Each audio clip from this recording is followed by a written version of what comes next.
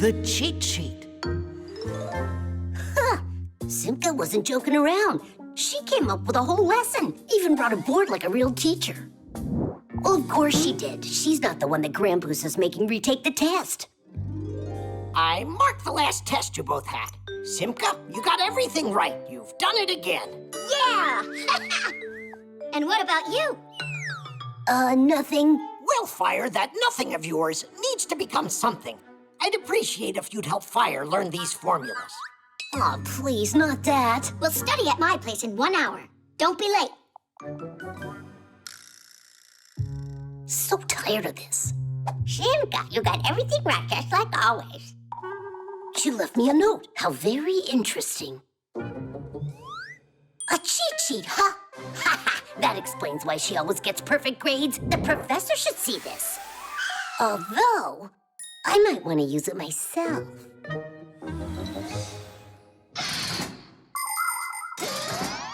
Legend has it that cheat sheets were used as long ago as the 8th century.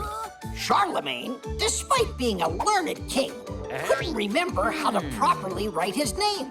That's why he always carried a special piece of paper with his monogram on it to copy as needed. In other words, a cheat sheet. In theaters, there were human cheat sheets called prompters. The prompters would feed the actors their lines if they forgot them. Today, TV news anchors, weather broadcasters, and video bloggers all use teleprompters. In front of the camera lens stands a sheet of glass that reflects the text that is scrolling on a computer. The text is not visible to the camera, so the viewers think that the speaker isn't reading, but reciting the news from memory. Professor, I'm ready to go. You already learned the whole lesson? There wasn't a lot to study there. If you say so, take a seat.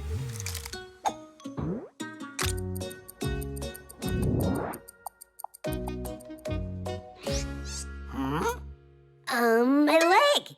It's itchy.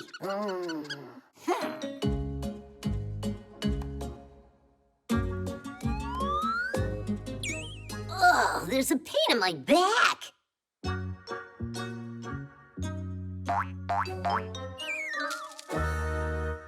So, you decided to cheat on my test. It's not my cheat sheet, it's Simka's. You don't say, but you're the one cheating here. You need to go study.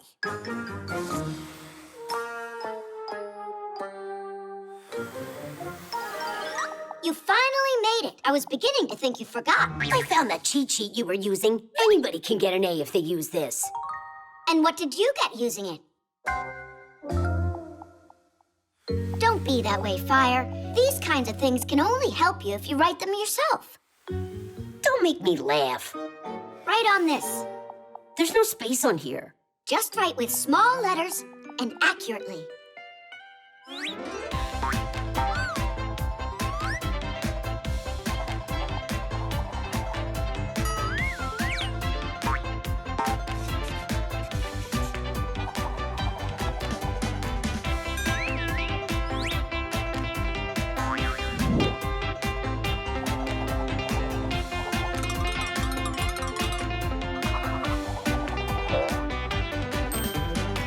It's all done. And how can I take it out so the professor doesn't notice? No idea. I've never used them to cheat at school. Come on. I wasted all this time for nothing. Not for nothing. They will help you, just not the way that you thought. Do you think cheat sheets are only for bad students? Not at all. It's a good idea for anyone to make them. It makes it easier to remember a difficult word, formula, or a date if you write it down a few times. But it's important that you don't stay up all night long and forget to have a good night's sleep. If you do that, you won't need your cheat sheet during the test. Only remember, your notes will only work if you really study your lessons. If you don't do that, then no cheat sheet will be able to help you on your test. Simka, I took the test, and I passed without looking at the cheat sheet. Just like I told you. This cheat sheet is truly magical. You really don't get you learned these formulas on your own? How? By writing them down on there. Ah, you just wait. I'll become the best student in the whole class. Uh-huh. Have a seat. You and I need to study.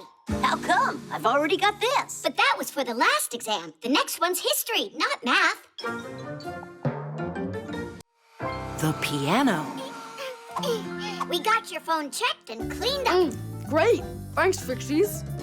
You're lucky you got Fixies here. In our house, the piano's broken, and we got no one to repair it. A piano? You got one for real? Wait a second. Maybe you could try. A piano? I can do it. Do you know how it works? You're gonna tell me, right? A piano is a string, percussion, and keyboard instrument all under one lid with a full-blown mechanism inside. Every one of the keys has a hammer attached to it. When you press a key, the hammer strikes a string and it starts vibrating. That's how the sound is born. The thinner and shorter the string, the higher the sound. The longer, the lower. Pianos come in different shapes and sizes, but making beautiful music is something you can do on any piano.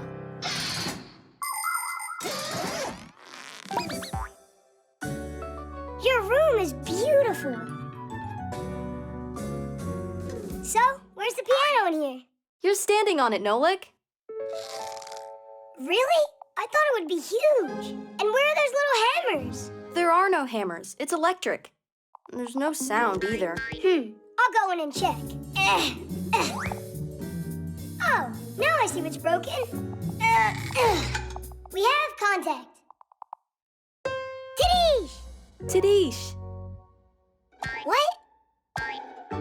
Ah, I didn't tighten it up. Sure enough. What a scatterbrain. Yoo-hoo! Who are you? Who are you? This is my home. I want to know what you're doing inside here. Tightening the screw. Who asked you to do that? Katya. That human girl that lives here? Right, very funny. I'm friends with that human. Hey, let go of that. No way in the world. Hey, are you all right there? Did you bang yourself hard? Yeah, so hard I'm seeing double. What's your name, dude? Nolik. Sure it's not Speck? I'm joking. I'm Tweak, and that's my brother, Geek. Him and I are twins. You know what that is? Do you know how Geek and I became twins? There once was a very hard-working inventor who needed to make two identical gears with very thin edges. He worked day and night, carving, grinding, and polishing those parts, putting his heart and soul into it until those two gears looked identical. And as you already know, when a piece of soul goes into making something, a Fixie appears. And in this case, there was enough soul for two of us. But our lives changed when the inventor died. We got picked up together with his other things and dropped off at the dump. Without any work to do to stay charged, we just zonked out. If it weren't for a chance meeting, we would have perished. Hey, Tweak, don't tell them everything at once. We got time. Is that human really your friend? Uh-huh. But Fixies aren't supposed to mix with humans. Well, Fixies aren't supposed to break things either. But it's just because that human girl is... Katya! Katya. How do you put it? The piano's not her thing. Nolik! That's for you? Yep. You got the guts to introduce us to her? I thought Fixies aren't supposed to mix with humans. But you're friends with Katya. That means she's a human you can trust. First comes the piano. Well, we warned you, Nolik. Are you all done? Turn it on! Oh no, here we go again. They take care of our machines. Irons, rods, and toasters. Threes and TV screens. Katya, stop! How come? You don't like it? That's not it. It's good. And a really good song. And super loud. Only you don't want to scare all the Fixies off, do you? Scare what Fixies off? This is Tweak, and this is Geek. Not quite. My name's Tweak, and mine's Geek. Ah! We've got Fixies living here. Shh.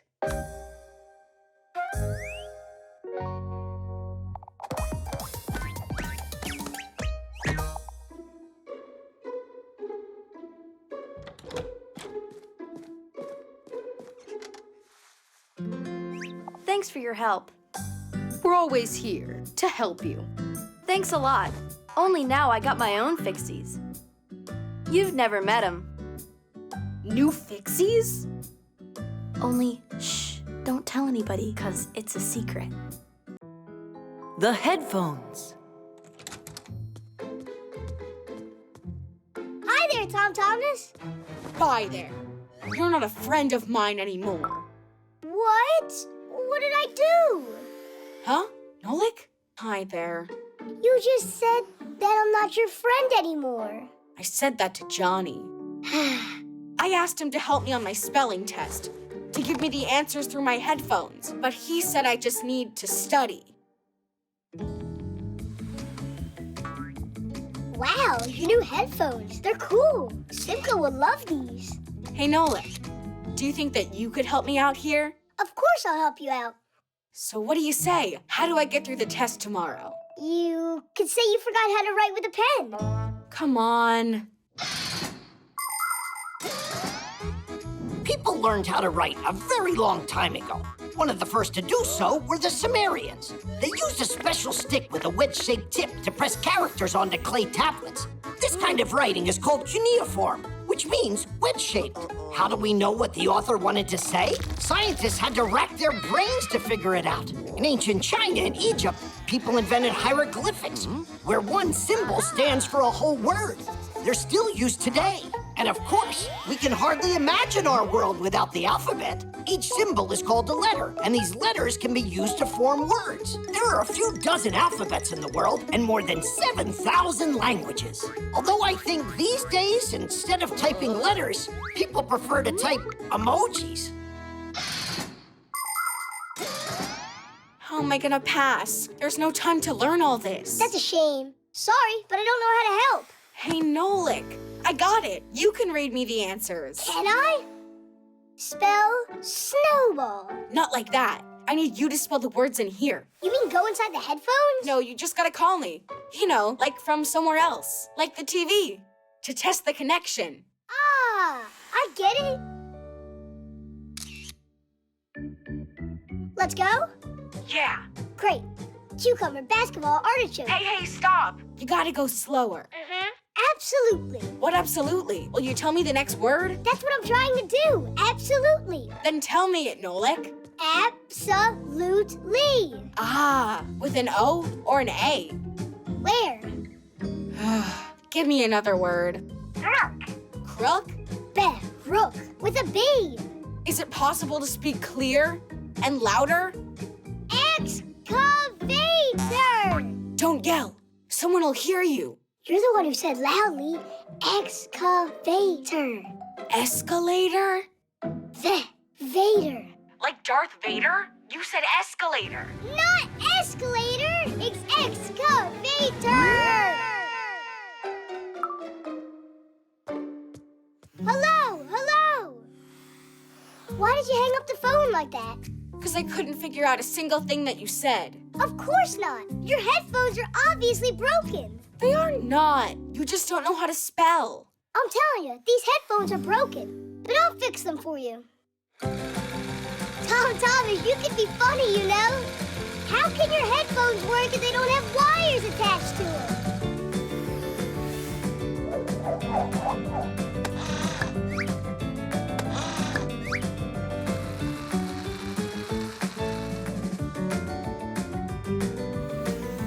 Here you go. Now I'm sure that you'll hear me.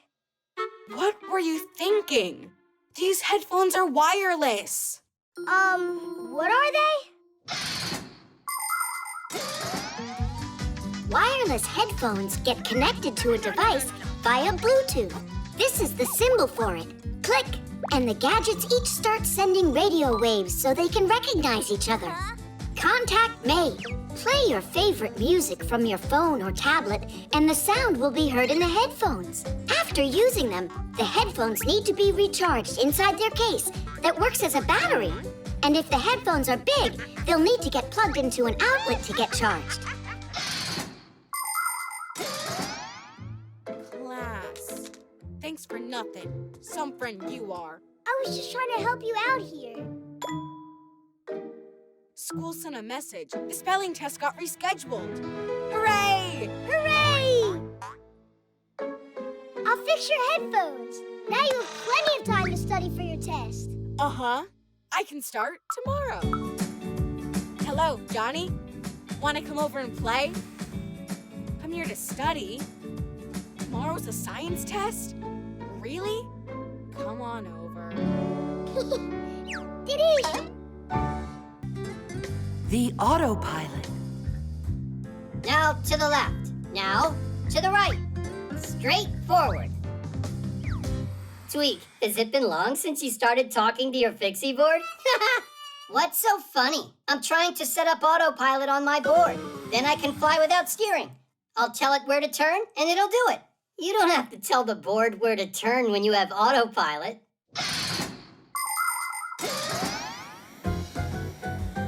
Have you ever seen an airplane flying without a pilot? A train rolling without an engineer? Or a car without a driver? It really happens.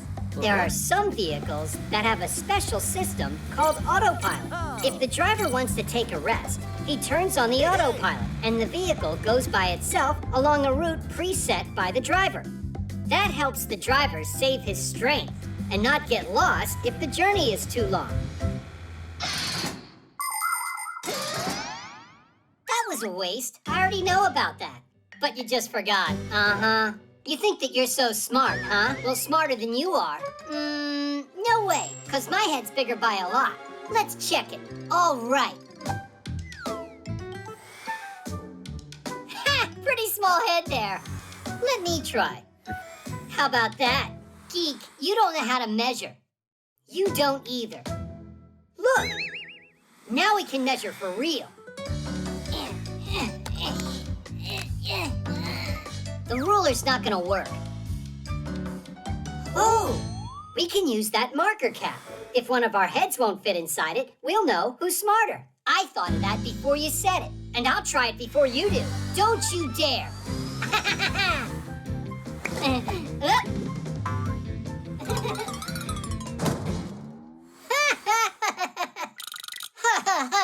Now it's your turn.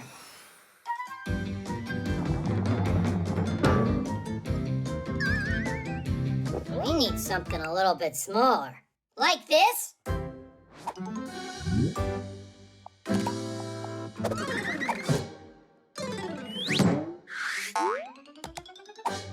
My head's too big for this, but it'll be just huge on you. Come on, pull it down. There's tons of room in there. There's no way my head can get inside this thing. Ha ha! I'm the winner! No, it's not fair. You have to try again. Quit acting so silly. You know you lost big time, Geek. I'm not acting. I can't get this off. Help me out. I can try to twist it. No thanks. Any more bad ideas? Get a saw and cut it off. Is that really all that big head of yours can come up with? We should run and get help from Basia.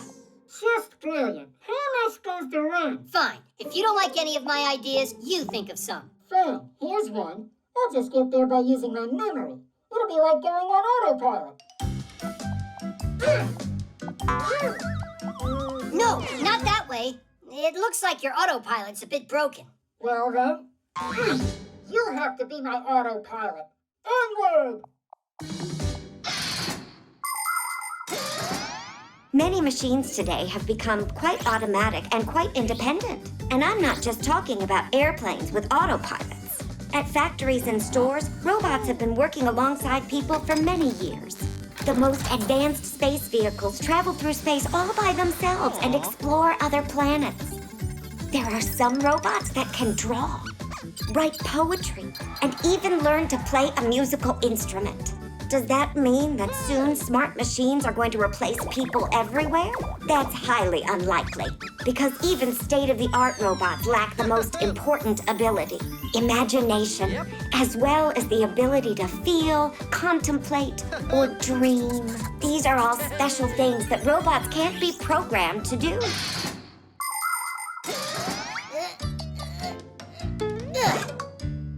Come on, just a little thought that being an autopilot would be so hard. And where is Basia? I'm here. Geek, what did you put that thing on your head for? We wanted to prove which one of us is smarter, and I won. By getting him to shove his head in there. So smart. Really smart.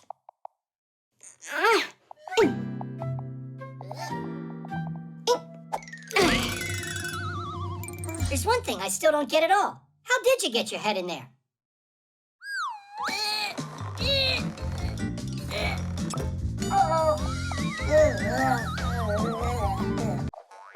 The button.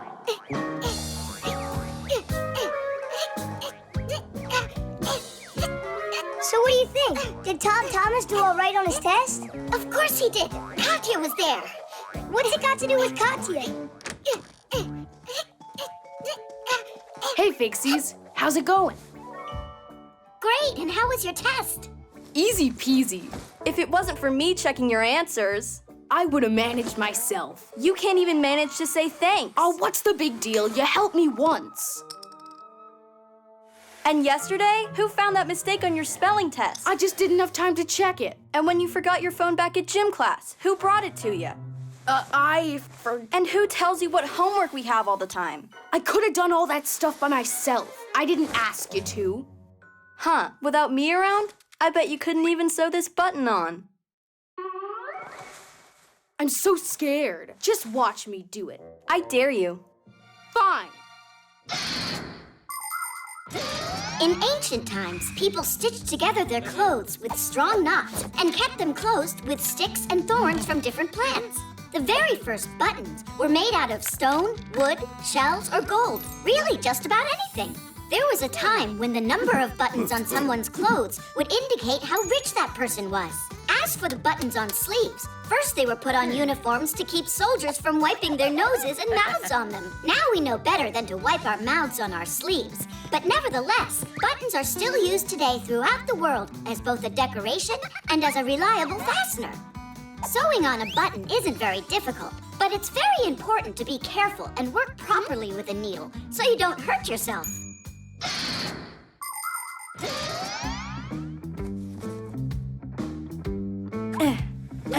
What's going on? Tom Thomas, you want me to help you? Yeah, Tom Thomas. Need some help there? I'm fine.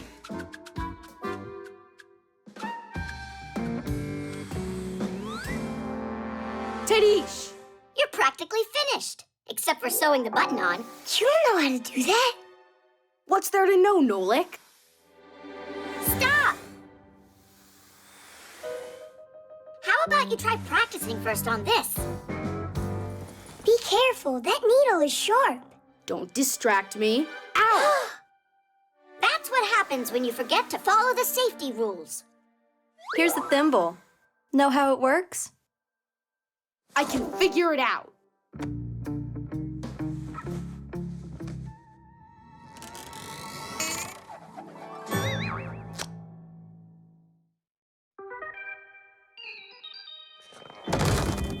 We gotta do something about this.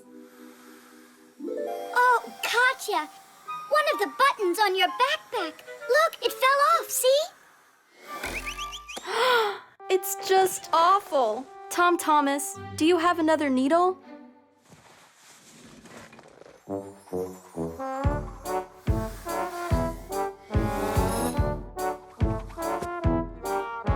School starts soon, time to roll, but your shirt has got a hole. Don't waste time, all upset. You can mend that hole, no sweat. Stop your moaning, do not pout. With some patience, there's no doubt that a needle and some thread will help you out.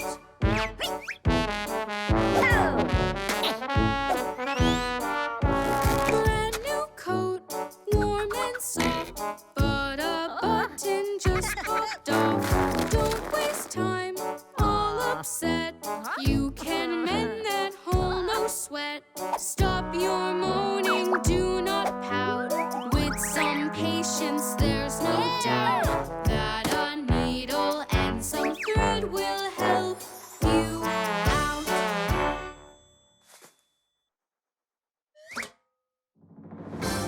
I said I'd figure it out, and you thought I couldn't do it. What? Why are you looking at me like that?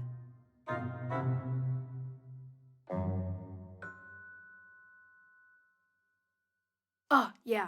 Katya. Well, how do they say it? Thanks for helping. You're welcome. Good going. Only, you know what? I'm not going to check your answers tomorrow. You won't? But I'd be happy to help you study for it if you'd like.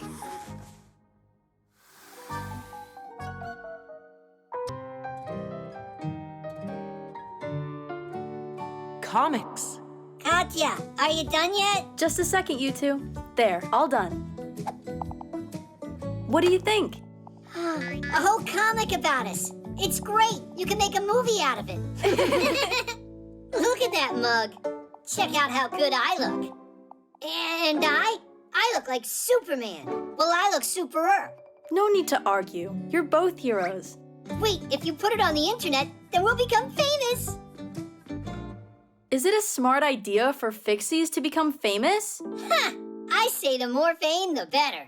You do. Well, anyhow, see you later. Hey, that's not fair. I mean, we saved the planet, and no one's gonna find out. Comics are a kind of picture book in which the pictures are combined together with words. To make one, first you come up with a story. It could be about superheroes, or princesses, or scientists, or even all of them at once. After that, you can start drawing.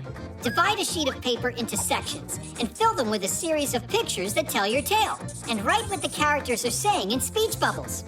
By making picture after picture, you can tell the whole story. It's like a cartoon, but on paper.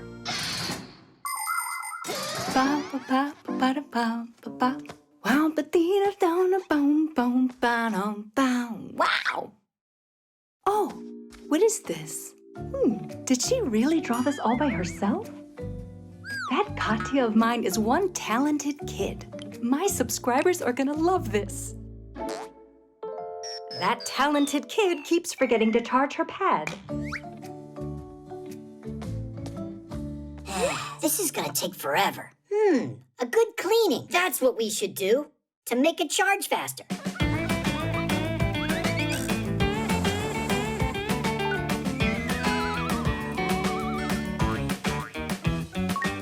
Just a little more and we're all set. Set to go on the internet, that is. Then, tons of humans will know about us. Humans? The secret of the Fixies. That comic can't go online. Drain the battery down.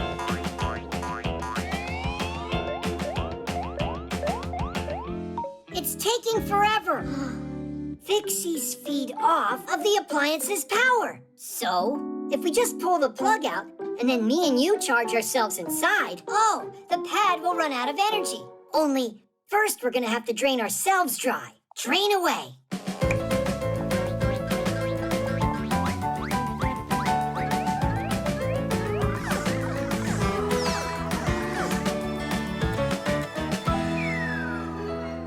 It's totally drained. Did I really forget to plug in the cord? We'll show Katya's mom who's the boss. People can spend hours on their pads and phones, and that's why they have to be recharged all the time. But do you know how you could do that less often? One thing that works is to unplug the device after it reaches 100% charge. You should also make sure to close any apps that you aren't using at that moment. Are you just listening to music? Then you can lower the brightness of the screen. And try not to drain the device all the way down to 0. That can damage the battery. Oh yeah, I almost forgot. If you turn on airplane mode while charging your device, it'll take a bit less time. And while your device is busy charging up, it's better to put it aside and get some exercise or play some board games.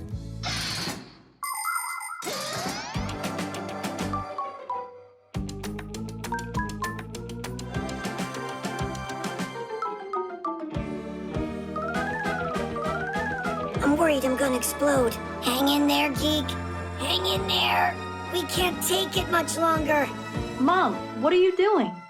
Wow, Katya, this comic that you made's just fantastic. I want to brag to my subscribers. I'd rather you didn't. But I'm proud of my daughter. You draw like a true artist. I want to draw a new one. This one's not great. The characters aren't right. Oh? Then go ahead and draw. We'll post it later. My live stream's about to start. Oh, the stars of the comic are here. That's not funny at all. It's really good that you didn't upload that comic. No way. I would never let out your secret. You're the ones who are ready to give it up. Why are you twitching? It's just because we're overcharged.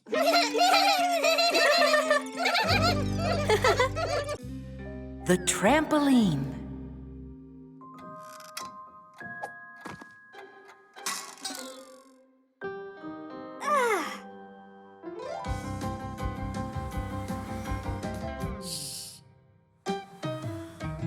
Tula, do you know where Simka is?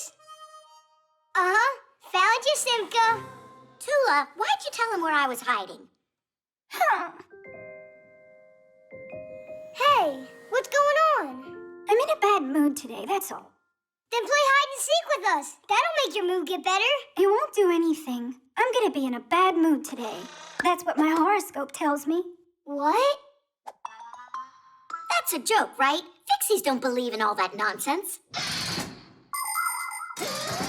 Some people believe that the stars and planets have control over what happens in our lives. If you slip on a banana peel, it's Jupiter's fault. If you win a competition, say thank you to Mars. People even make up horoscopes or predictions to try and figure out who's going to be lucky on a given day and who's not. Of course, it would be nice to know what the future holds beforehand. But to this day, scientists have still not found any evidence that horoscopes can actually predict the future. Obviously, some predictions can happen coincidentally, but we shouldn't count on those predictions coming true. Everything is in your own hands. It feels much better to know that your success comes as the result of your hard work, and not because of the turn of some planet. But I really am having a terrible day today. That means the horoscopes aren't nonsense.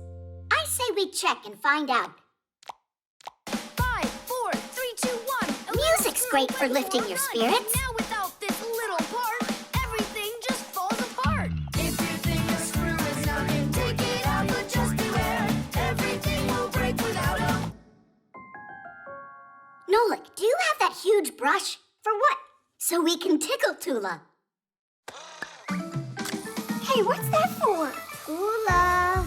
Hey, where are you going? Wait, I'm gonna cheer you up.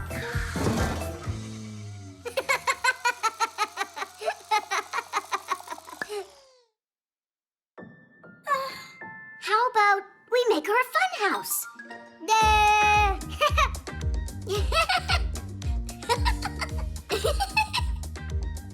Whoa. Oh, this really isn't funny at all. Oh, here's something we gotta try with Tula. Research by scientists has proven that your mood can improve by jumping on a trampoline. It's not too hard to build a trampoline. Springs are attached to a metal frame on one side and a durable fabric on the other. Some trampolines are like big balloons that are inflated with an air pump, and they can look like a ship or a castle or even a mountain. It's fun to jump high on a trampoline, but safety rules always come first. Otherwise, you can easily fall or strain a muscle. It's better just to jump for fun and let the acrobats perform their complicated trampoline feats. We don't have a trampoline, do we? Wait, I got an idea. Stay here. I'll be right Hang back. on, I want to go with you.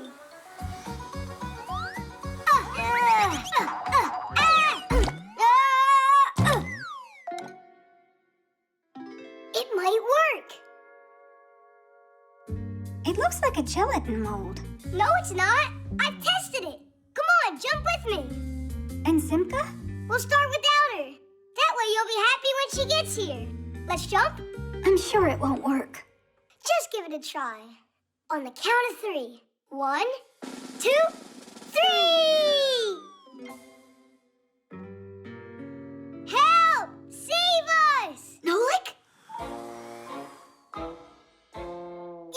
A horoscope against a trampoline. It's not a fair fight.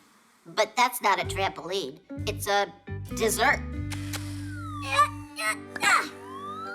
What's the difference anyway? It's like I already said. Today the whole world's against me. What is this? Whoa! Look, I'm flying! Where's that bad mood of yours that you said was predicted by the horoscope? Huh? It went away! Told ya. And just so you know, Digit's the one who built you this trampoline so you'd feel better. Digit, you're splendid. Actually, today's horoscope also predicted that it's gonna be... Tula, you can't help yourself, can you? Memory.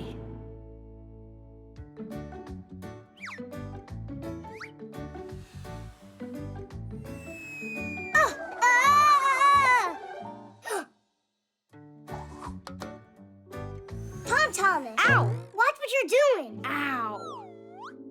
What, your room wasn't messy enough?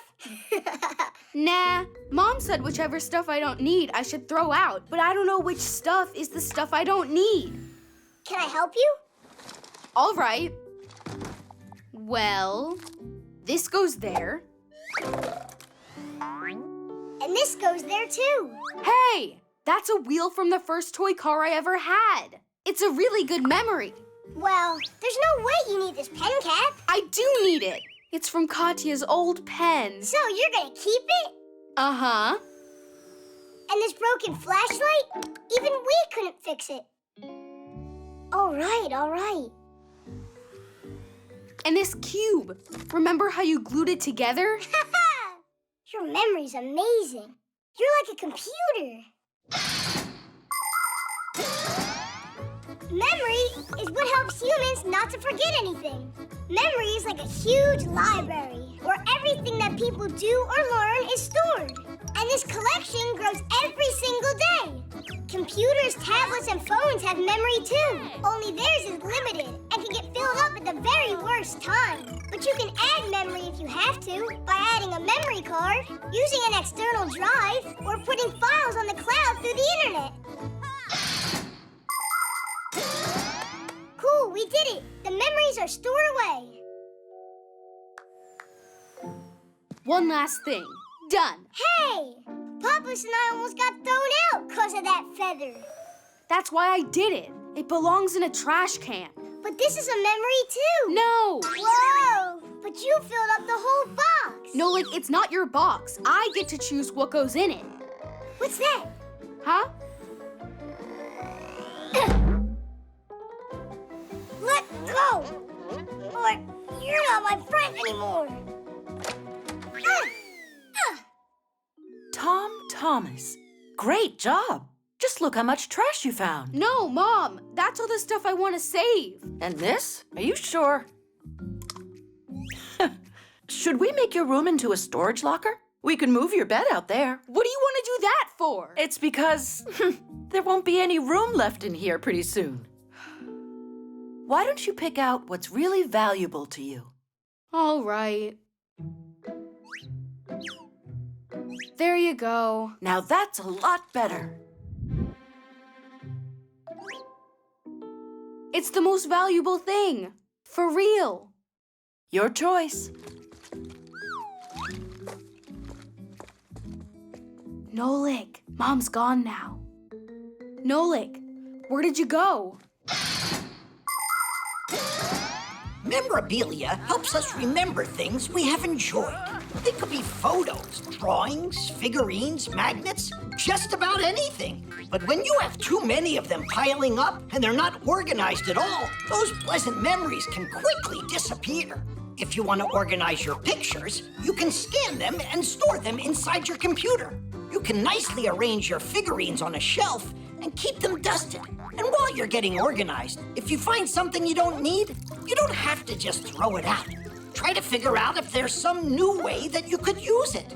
For instance, a cracked kettle could become a lovely flower pot. And don't forget, before you buy something new, really think about it. Maybe you already have it at home.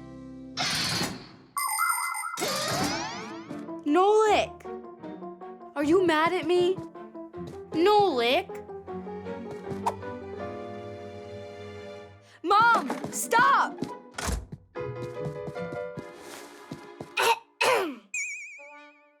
Nolik, you're not hurt. Oh, you scared me to death. That's the second time I was almost thrown out.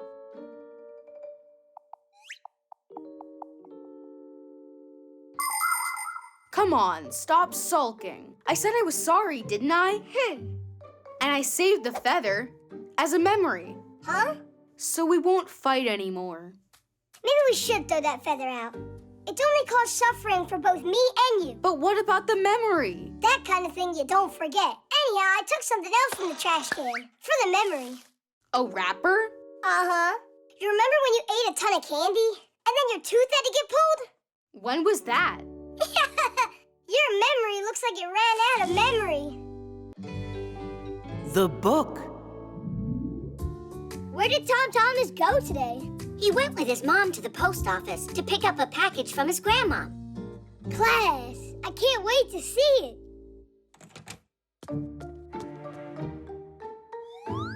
Well, what did your grandmom send you? It's the #1 coolest present. Did you really get a pack-a-mat?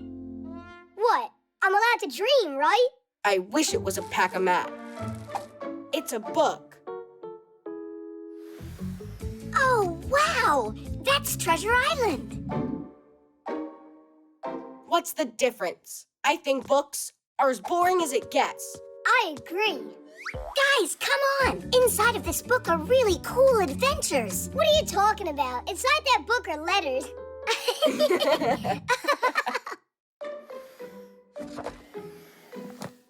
So, you're really not interested at all?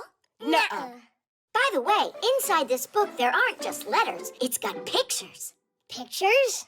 A lot of them. And they're exciting, colorful, and huge. How about we take a little peek at those pictures?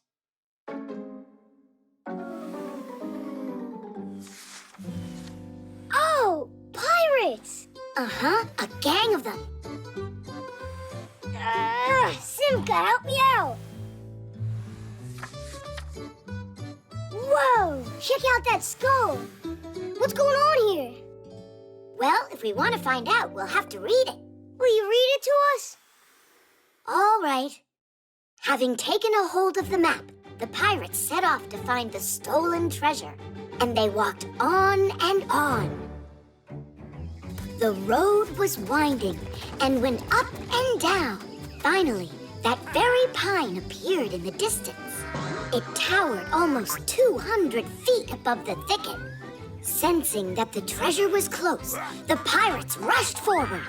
Even Silver hopped along on his peg leg. After a moment, everyone was standing at a huge pit. It was dug a long time ago. Its edges were already crumbling and grass was growing at its bottom. There were old boards from boxes lying around, but there was no chest filled with untold riches. Someone had already been there and stolen the treasure right out from under the noses of the pirates. 700,000 pounds had disappeared. So what happened after that? Yeah, who stole the treasure from there? Read it. Read it? But reading's boring, you said. Huh. Then don't read. I don't care. Me neither.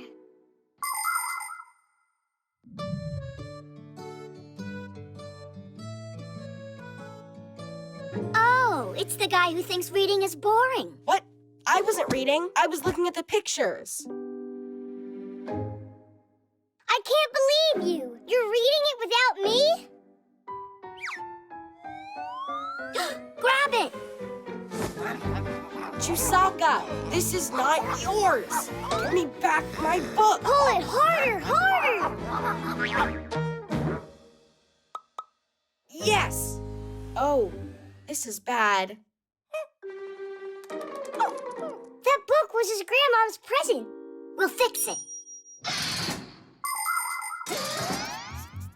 In ancient times, people copied books by hand, but now they are made in printing houses. First, a mock-up is produced to place the text and pictures where they belong. The pages are then transferred to metal plates, which are loaded onto rollers. Ink on the rollers is pressed onto paper as it passes through the printer. The pages are then trimmed to size and stacked into reams. Next, the pages are put into order, stitched together into the inner book, and finally glued to the cover. Good. Now, carefully. Great job. So now can you read the book to me? I think it's someone's time to go to bed right now. Just a little more, okay? So, it's not boring then? It's not. Tom Thomas, were you reading? Mom, Treasure Island is really great. You were right. It's the #1 coolest present. I am so glad you like it. But why don't you continue reading tomorrow? Now it's time for bed. All right. You've managed to wear it out already. Well, me and Chusaka, we were fighting over the book. I think she also wanted to read it.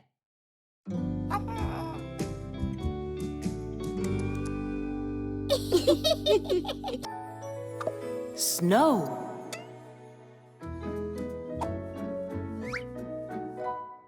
Well, where do you think the tree should go? Let's put it over here this time. But it was right there 2 Christmases ago. And so what? It was nice there. Every year is the same old thing. How about we have a snowball fight instead, like humans? Uh-huh. You'll go get buried in a drift and then we'll have to find you.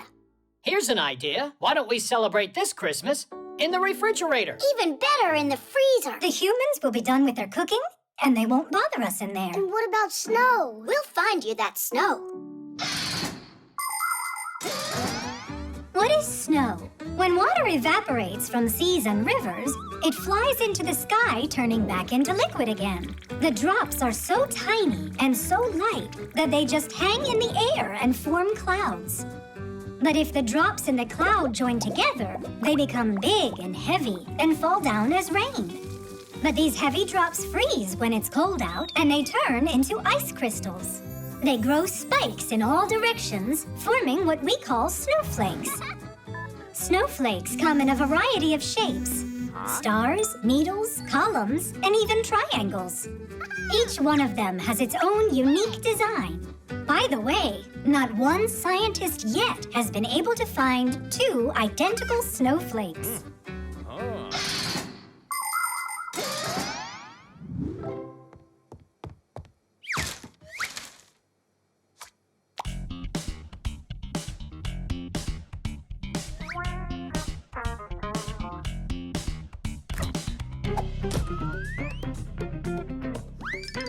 Refrigerators are the best if you love chilly air. You love chilly air. You love chilly air. Penguins go there for a rest. So do polar bears. So do polar bears. So do polar bears. Summertime or wintertime, there is always frost. And inside you just might find dear old Santa Claus. It's chilly. Cleaning this freezer yesterday was a great idea. Yeah. No, I don't like it. It's just way too cold in here. Ha! We Fixies are frost hardy. Uh-huh. Nolik's turning blue already. Look. That's my natural color. Stop arguing. We're moving to the refrigerator. It's warmer there. The fridge is great for cardinals and for chickadees. And for chickadees. And for chickadees. Winter birds will come to feed any day they please. Any day they please. Any day they please. Summertime or wintertime, there is always frost. And inside you just might find dear old Santa Claus. Well, where should I put it? How about right there? There's no snow in here. It's more important that nobody sees us.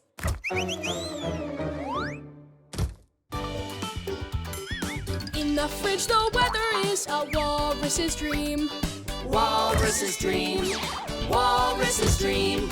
They love jumping in the water and the sour cream. And the sour cream.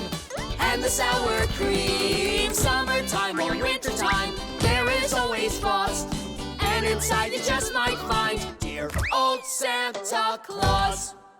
If they put in one more pot of food, then there won't be any room left for us at all in here. Or snowball fight either. There's no snow in here anyhow. This was a bad idea. Let's just go home. The television will be cozier.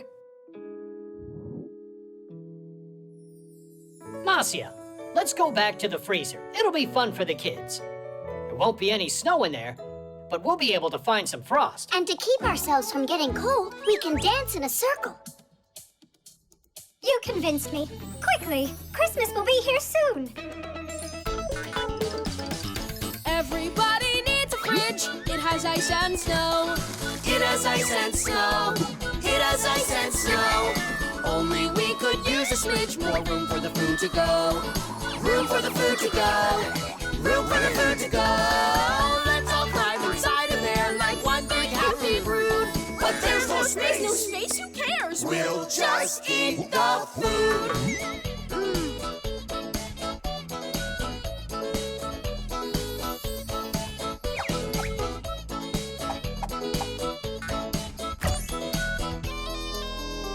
Why did I open the freezer? The food's already out. Oh, those humans.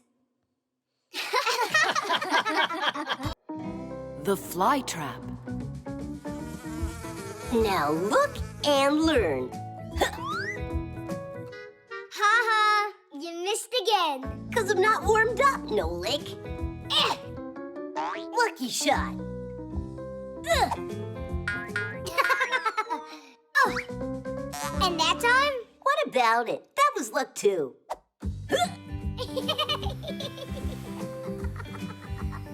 Hey, why are you mistreating that lovely plant, Are huh? you talking about that monstrosity? That's no monstrosity. It's just a beautiful Venus flytrap.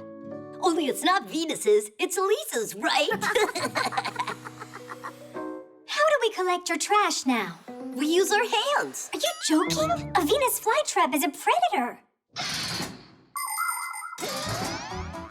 Not only animals can be predators, but plants can be too.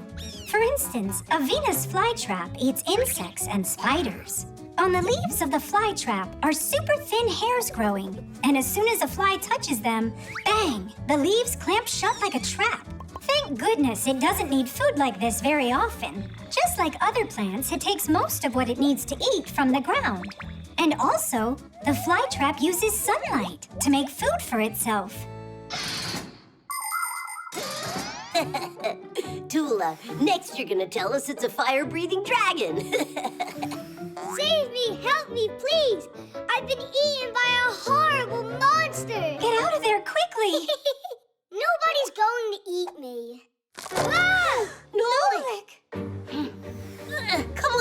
Come on, open! Nolik, push! Don't stand there, help! You're gonna hurt the poor plant doing that. Your little poor plant ate Nolik just now. Well, the flytrap must have thought he was a fly. You gotta get me out! Now there's this sticky stuff in here! Poor Nolik.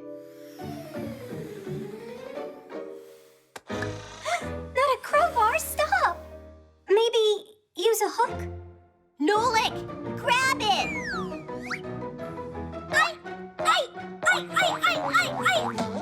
Well, do you have any other ideas? The flytrap is hungry, so why don't we offer it some food? Maybe then it'll let go of Nolik. Huh, candy! Fire! You can't feed candy to plants. It would love to eat that fly for sure. That would be sad. I'm scared in here. Stay calm. We'll figure out how to get you out of there. By the time you figure it out, there won't be anything left of Nolik to save. Oh, you dear flytrap, be nice. How about you go and let out our Nolik? Ah! It's closing its mouth even tighter! Not for long. Fire, stop! The flytrap will die if you cut it like that. I just don't understand. Are you worried for your friend or the plant? For both of them, Fire. Will you get me out of here? Nolik, wait a second.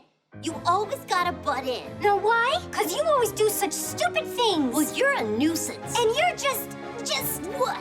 A dumbbell. Nolik!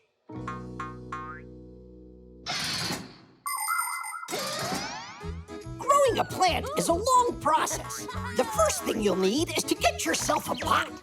At the bottom, you can add small rocks to help the water drain better, so the roots of the future plant won't rot. Next, pour soil over the rocks, place a seed in a small pit, cover it, and then water it. And continue to water it whenever the soil dries up. But it's important not to overwater. To make the plant grow faster, put the pot in a warm and sunny place. In the winter and fall, when there are less sunny days, you can put your plant under a special grow light. Just remember not to rush.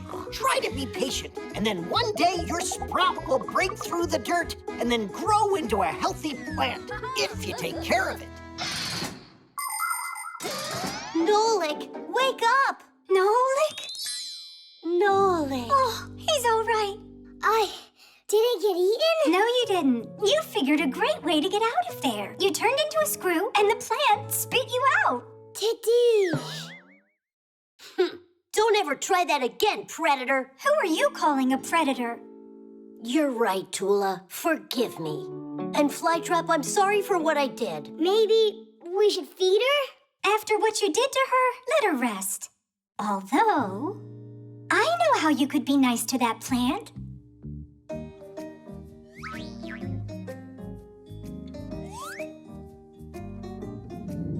Splendid. The voice assistant.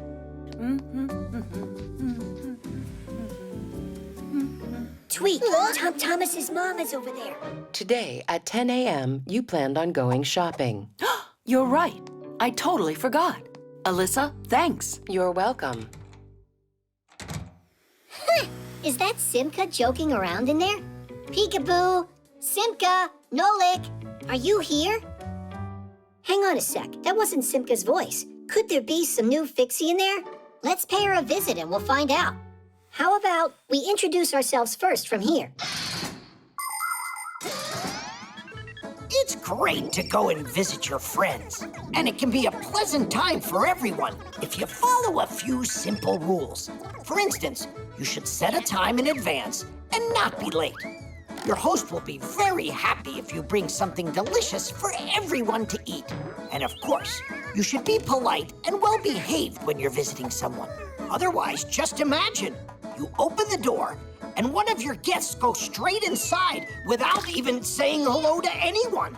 He sits at the table and eats with dirty hands, then proceeds to jump on the sofa with his shoes on, makes noise, grabs everything without asking for permission, and doesn't say please or thank you at that. Would you be happy with a guest like that? I don't think so. Her name was, Alysa. Is that it? Alysa! Alysa, hi there. Hello. Oh, wow, we've made contact. Are you a Fixie? It's possible. Do I look like one? We haven't seen you yet. Come on out. I'm fine in here. She's a strange Fixie. She'll talk to humans and won't come out and play with us. Alysa, we've got pack-a-mats out here. Come on out and we'll show you. I'm not in the mood. What? You're kidding me, right? Then how about racing on Fixie boards? Maybe some other time. Oh, Alysa, do you like cartoons? I do. Yeah, we'll definitely get her out this time. What kind do you like? I just don't get her. Fine, we'll pick one ourselves. Turn on a cartoon about cowboys. One moment, please. Now you're in the TV? How's that possible? Hey, say something, will you? I wonder if she ran back over there. Hey, are you in here? She could have gone in the remote. Enough of the hide and seek, Alysa. Come on out. I have a headache and I'm very tired. How are you doing that? She's just punking us, I think. Stay right here. If you see her, catch her. Alysa, come out of there right now. In your dreams. Are you mocking us, Alysa? You've got nerve. Well, I've had enough, but how can we go in uninvited?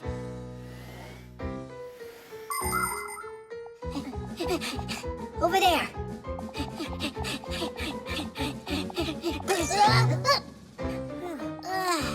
She you got away? The TV. Let's go. Tweet, I've been waiting. What's going on with you guys? We're chasing the new Fixie. Chasing who? Alysa, that's who. What, you didn't hear? You've got a new Fixie living with you. A Fixie?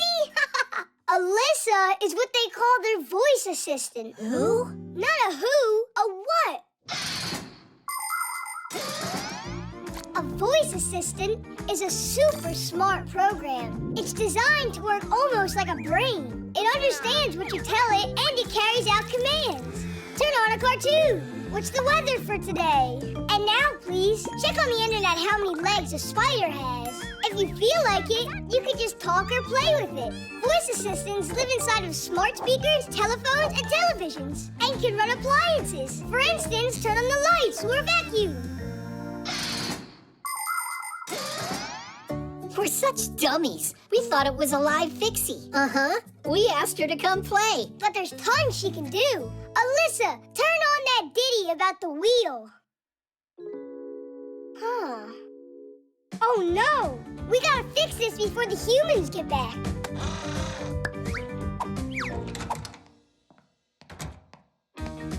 Alysa, hi there. I need a good waffle recipe. Guys, faster! Alysa. I don't know, 'cause electricity is my only food. Stop! What? Alysa, I need a recipe. I can help you cook lots of different meals. Cool. The photo editor. Good. Now turn. Give me a smile.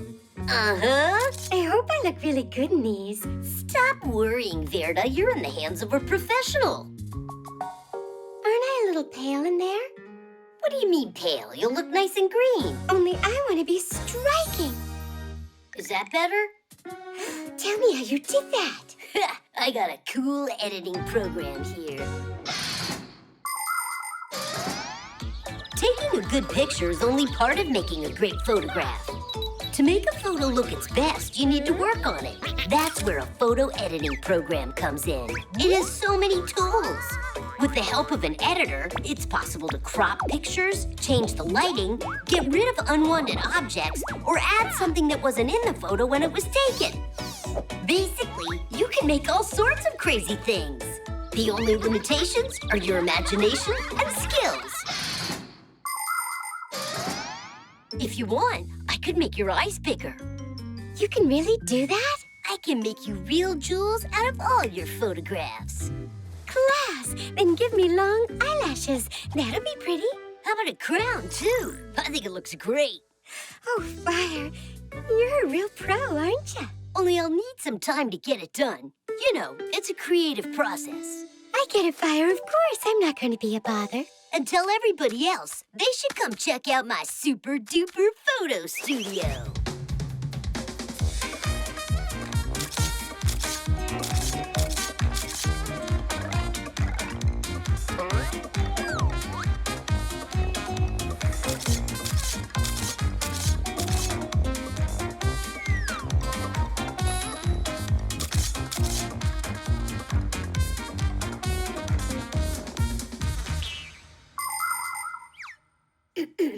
When will the photos be done?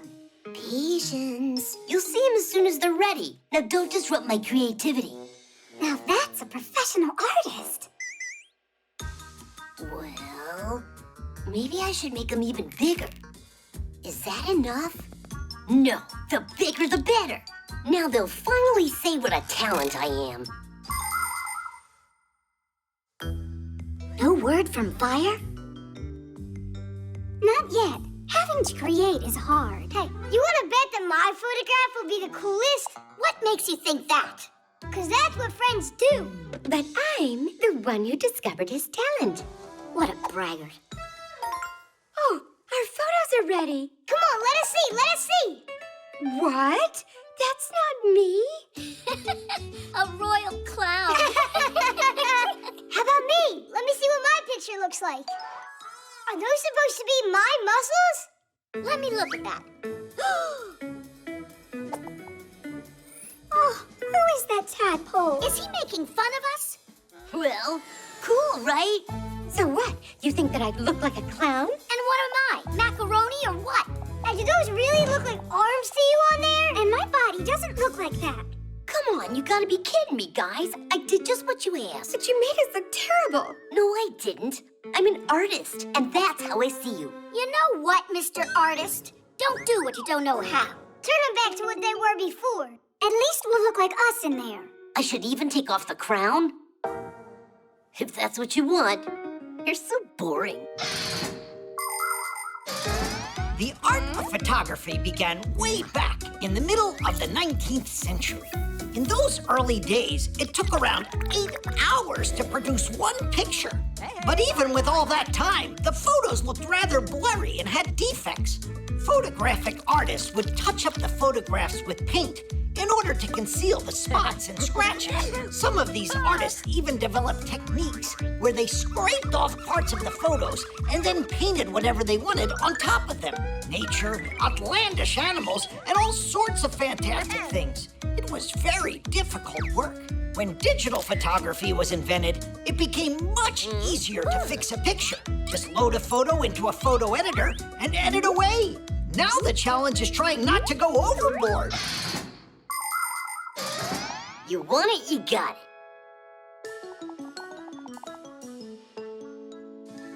Now we're talking. Splendid. Nobody needs that photo editor. Only, I'm looking a bit small in there. It would have been fine if you'd left my eyes a little bigger. And I was a little taller. I like my photo just as it is. Except you could change how you did this background. Then what do you say? Can you In make my it a eyes, you little can't taller? make them bigger. Come on, Yes, Fire. It was Give me a last little more time. muscle. Just Don't don't go you do it crazy. to one And of any us. background would look just great. You're never gonna be satisfied. The 3D printer. Woohoo! Geek, I'm faster. Sure about that, Tweak? Hey, how did you catch up? Tweak, we're twins, aren't we? Now we can go to school like all the other Fixies. All right, let's give this a look. So we just hit That this must be button. Professor and then it's, Eugenius. Uh-huh. And what do you think he's doing? There's your copy, colleague.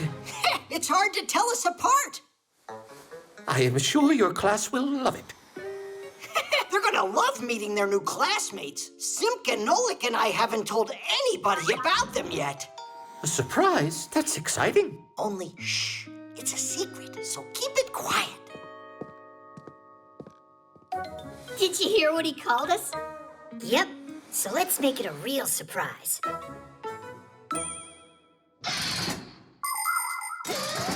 It's not easy being twins. Everyone mixes you up all the time. Anyhow, I'm Tweak. And I'm Geek.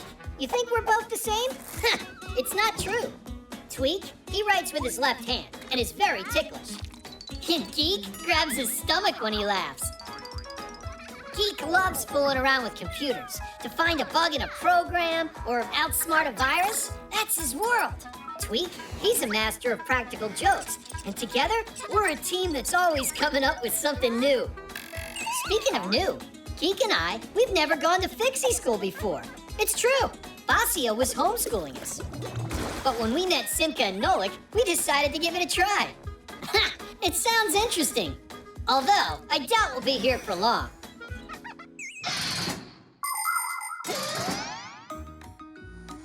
Hey, where is everybody? Verida's on her way. Simka and Nolik aren't coming today. Hello, everybody. Oh. Hi there. I'm Fire. Are you a new student? Oh boy, he's so scruffy. I'm Tweak. I'm new here. Your school looks all right. This Fixie school actually ranks at the very top. I'd be happy to show you around here. I'm Tula. Whoa, what is that? Are you telling us that you've never seen a manipulator? I've seen one now. How'd you get up there so quickly? Where? On the manipulator, wasn't it you? Ha! Me? You're joking. We saw you up there. Ah, maybe it's my copy you're talking about. What do you mean, copy? That one, you see? It's walking over there by the jars. Those are called beakers. Beep, beep, beep. Huh? Sure, whatever. Oh, look, another one. Meep, meep, meep, meep, meep, meep, meep. And another, look. That's unbelievable. How do you make them, Tweak? With one of these things, right here. With a 3D printer?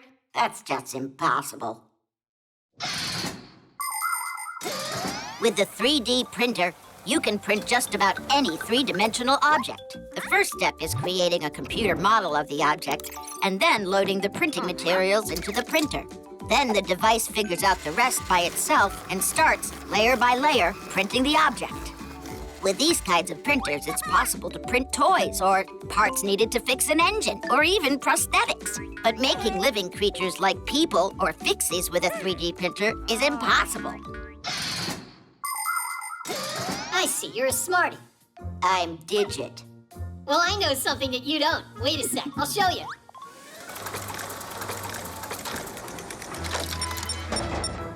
Ta-da! No way! It's just like a real Fixie. Like me? Splendid.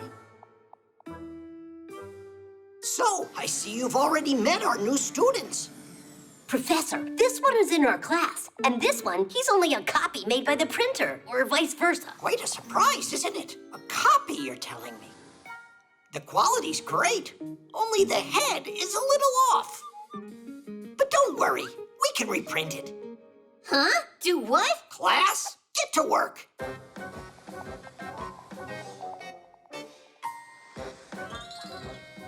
Hey! Stop! It was a joke! That's not a copy! It's my brother! I'm Geek, and he's Tweak. Twin brothers for real? Splendid. And we were about to shove you in there. I told you that this was impossible. It's time for class. Is everyone here? Not quite yet.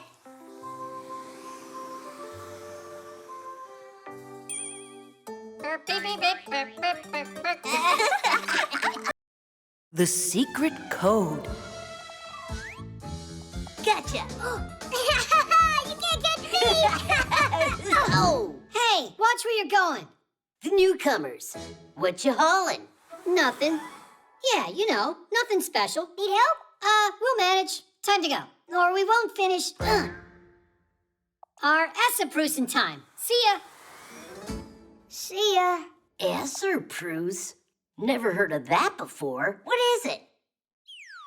Tweak and Geek are definitely up to something. Come on.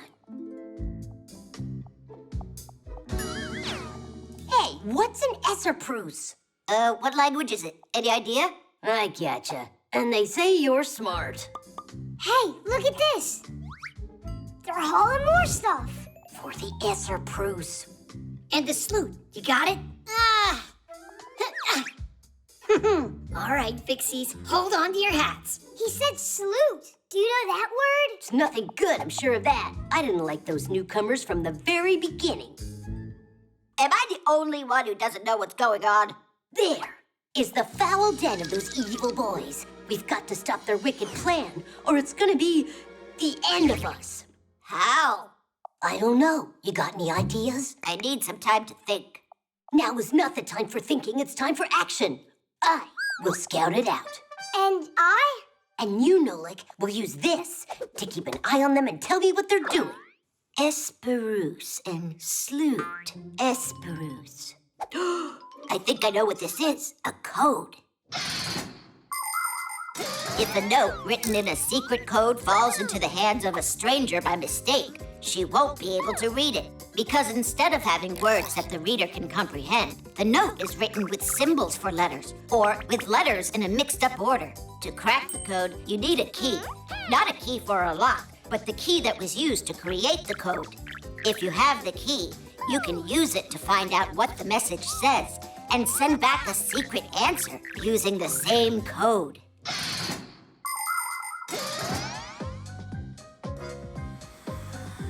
Blue, come in. This is Red. What do you have to report?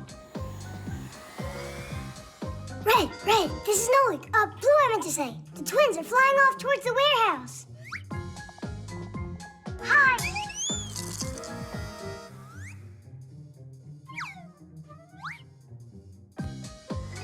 Look out!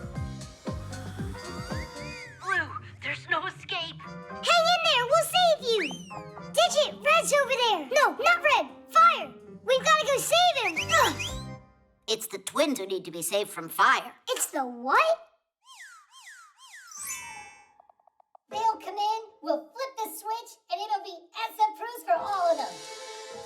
No way! Not on my watch! I won't let you do it! Fire! Stop! People have been using codes for centuries. The ancient Greeks wrote letters on leather strips that, when wrapped around a cylinder, would make the secret word appear in a row. They also sent coded messages using a disc with holes and letters. The message was spelled out by threading a string through the holes of each letter in order. The message was decoded by pulling the thread out and writing down the letter the string came out of. In Italy, people created a code using pages filled with letters.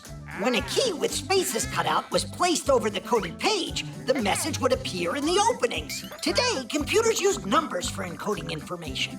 It takes a chain of numbers this long to code the word Tadish. The science that studies the history and techniques of secret codes is called cryptology.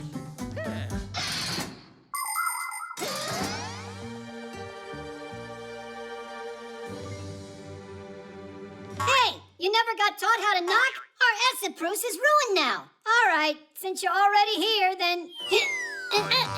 Surprise! Look at this. Where's the Essa-Prus? Look. Essa-Prus is just surprise, backwards. It's a secret code. We didn't want you to find out about it ahead of time. Come on up here, quick!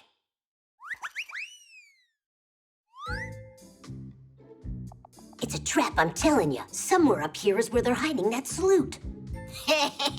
Try to say that same word backwards. Wait, is it tools? It means tools? That was another code word like surprise?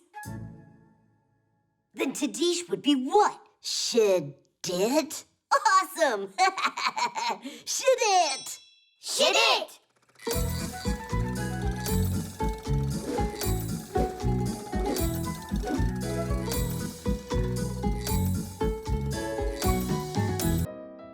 The roller coaster.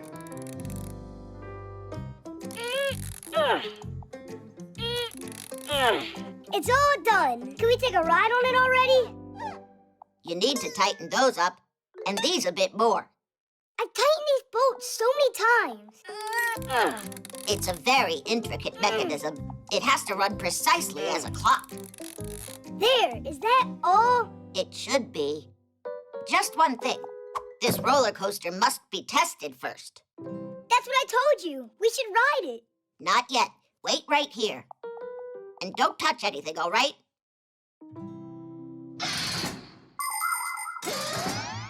Anybody can have fun on simple rides like swings, carousels, and sliding boards. The kind you find in just about every playground. But for real excitement, nothing beats the huge rides at amusement parks that can lift you up at high speed, twirl you around and around, or even send you upside down.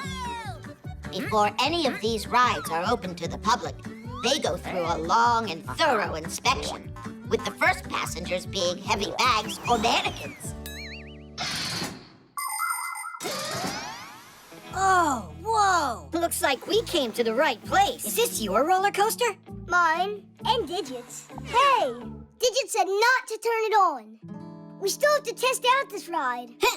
So, test it on us. Without Digit? Ugh, enough already with Digit. You scared to start it yourself? Me? Well, yeah. Why's Digit allowed and you're not? Yeah, why not?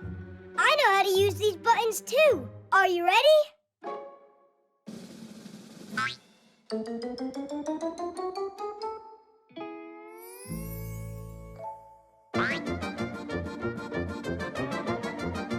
Just wait. Is that all? Yeah, guess we gotta wait for Digit. All right, let us out. How? It's enough joking around. Let us out!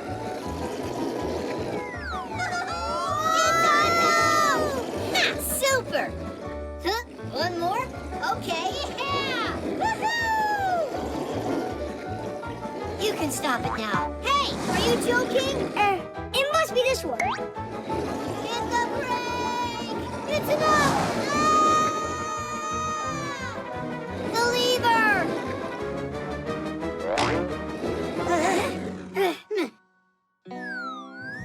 How long we gotta hang here? I thought you said you knew how to work this thing. I didn't think it was so hard. No! Don't touch anything. That's enough testing for now. We'd rather hang. When's Digit gonna finally get back here? Nolik, didn't I tell you not to touch it? I don't even want to imagine what would have happened if they fell down from there.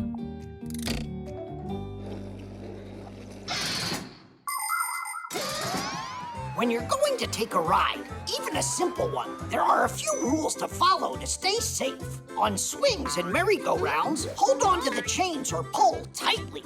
If you're going to go on a big ride, it's best to empty your pockets and leave your toys and phones with an adult, because at such high speeds, they can just fly off. Always make sure to check that your seatbelt is securely fastened, and under no circumstance should you unbuckle it. It's also dangerous to take food on a ride. You can choke on it and make a mess on your neighbor.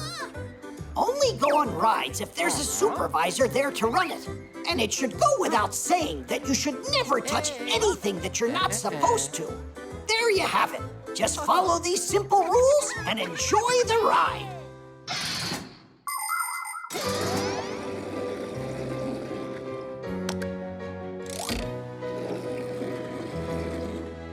The roller coaster is now open for rides. Yeah? All right. And can I go on? What if 54 tests aren't enough? I think the only one thing that hasn't been tested yet are the nerves of our inventor. And I know just how to test them. Hey! Got him! Are you sure about this?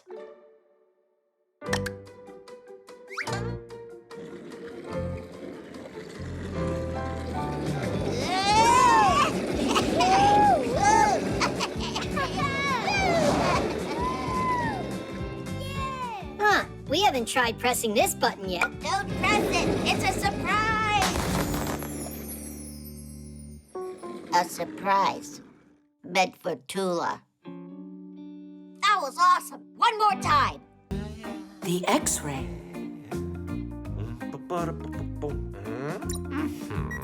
All right. Psst, the professor. He's fiddling with that X-ray again. Oh, wait. I bet you he's gonna go and test it on Alysa now. So who can I use for testing this? Alysa! By the way, I wonder, do X-rays only work on humans? X-rays work on anyone. The X-ray's power lies in its special rays. These rays easily pass through soft tissues, but can't pass through bones. So their shadow appears on the X-ray film. This way, a doctor can quickly see if a bone is broken and a cast is needed to help it heal properly. X-rays are very helpful, but it's important not to get them too often and to protect yourself by wearing a special protective apron to make sure the powerful rays don't hit places where you don't want them to go. Do you think we're twins on the inside like we are on the outside? Let's have Eugenius X-ray us. We'll tell him we want to volunteer in the name of science. Uh-huh. Did you already forget we broke his beaker? I'll bet he didn't forget. Then let's take him ourselves. Move closer to the camera. Professor Eugenius, am I just some guinea pig to you? No, you're volunteering in the name of science, Alysa. In the name of science? Yeah. If that's so, all right then. What a trooper you are. All right, have a seat right there. Good. And your hand goes here. Perfect. Keep your back straight. Now don't move. Are you ready, Alysa? I'm about to shoot. Cheese. You have simply stunning bones, Alysa. And what is that? What? Is that a gear on there? I have got to get some medical help immediately. Alysa, there's no need to exaggerate. There is nothing immediate. I can explain everything. Dude, why did you turn yourself into a gear? I don't know. I must have gotten scared or something. All right, then I'll try. I'm ready. How do you get this camera to go lower. How much longer?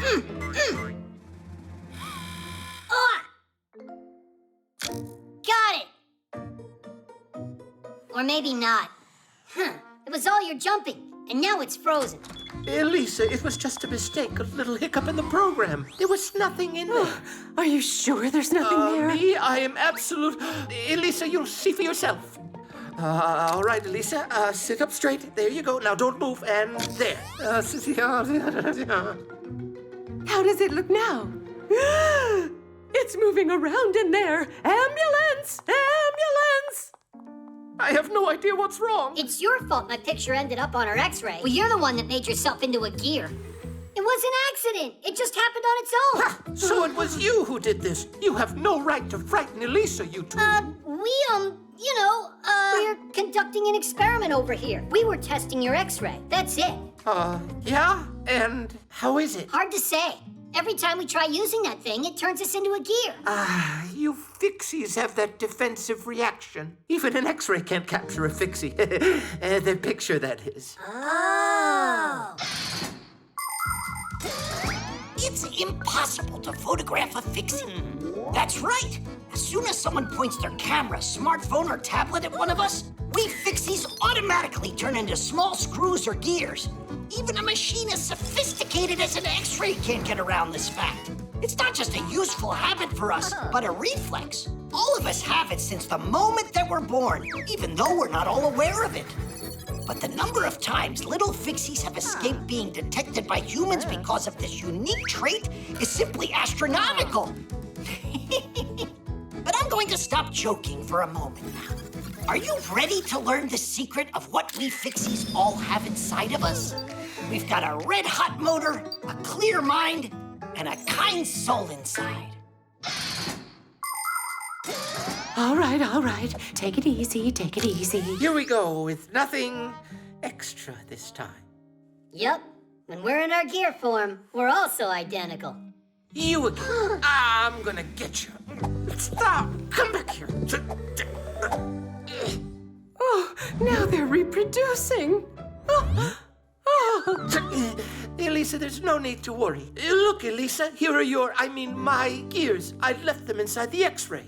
You mean there's nothing wrong inside of my hand? No, you're fine, Alysa. How about we take just one last X-ray? In the name of science. Oh. Dancing. Noontime. I'm starting the experiment.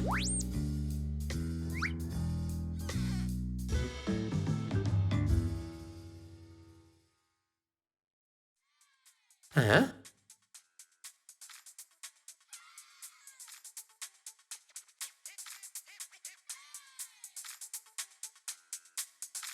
Just what is making that racket?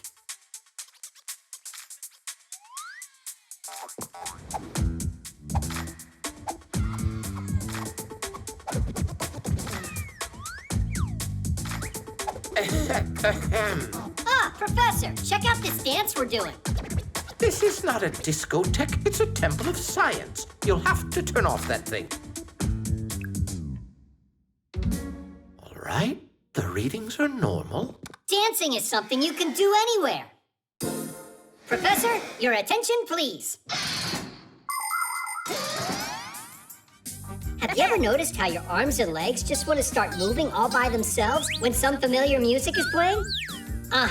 We might start clapping our hands, stamping our feet, or swaying side to side. That's all part of dancing. Ancient tribes believed that dancing could change the weather or scare evil spirits away. Now, most people dance just for pleasure. It's not only fun, but good for our health, too, because dancing is like exercising to the music. But you see, science and dancing don't mix. Now I get it. The truth is that you don't know how to dance, right? I'm sorry to tell you, but your assumption is entirely incorrect. Yeah, sure. You're a dancing professor. Yes, of course you are.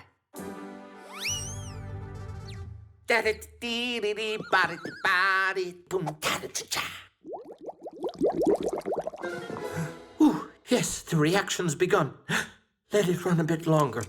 Only no more than a minute. cool dance? Anyone can dance without music. Well, then here we go. I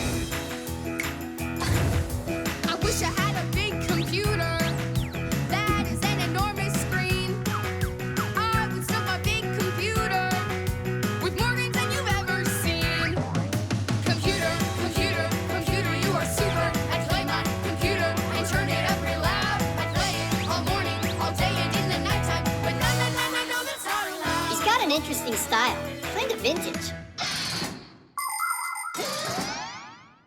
There are so many different kinds of dances in this world that it's hard to even count them all. For instance, the roundelay. In that dance, everyone holds hands with one another and walks in a circle. You can find a version of the roundelay in every culture. There are also dances for two, like the waltz, rock and roll, or cha-cha-cha. Some like to dance ballet, some hip-hop, and some tap dancing. As for me, I'm not bad at doing the twist. You start by twisting one of your feet, and now the other. Then you twist them both together. Well, what do you say? Shall we dance? Computer, computer, computer, you are super. I play my computer and turn it up real loud. I play it all morning, all day, and in the nighttime. But no, that's not allowed.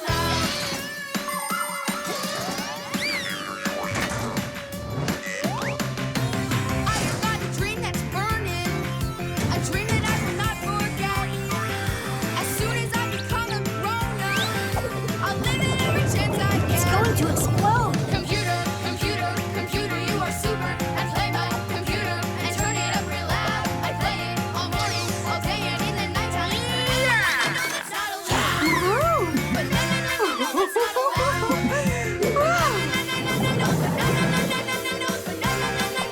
Oh, no, it's not allowed.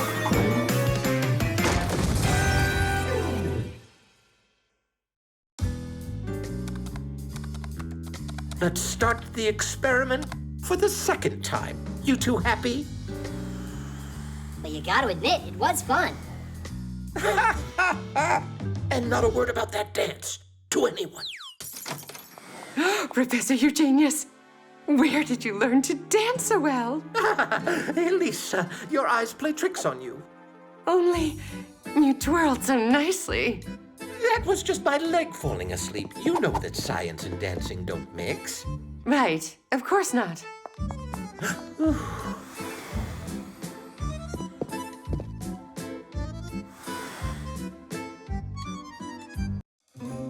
The sleigh.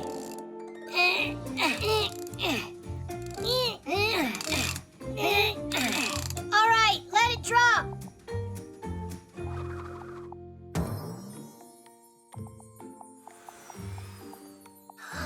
Look at that. Oh, it's a shame humans have Santa Claus and Fixies don't. What makes you think that they don't? You know, Santa's bringing presents later today. And while he's visiting, he'll even give you a sleigh ride. For real? Hooray! can I have a second to talk with you? What's all this nonsense? Where are we supposed to find some Santa Claus for this? I figured it all out. Tell me you're joking. No, I won't have this masquerade. Trying to do something fun for the kids is too much for you? Ah, I see. Can you put together a sleigh at least? I'll take care of the rest myself.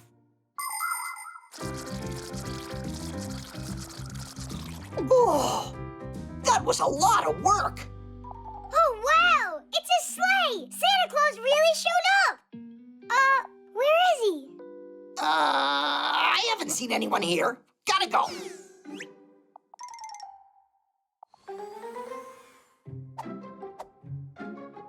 I'll take one ride, that's all. Santa Claus won't care.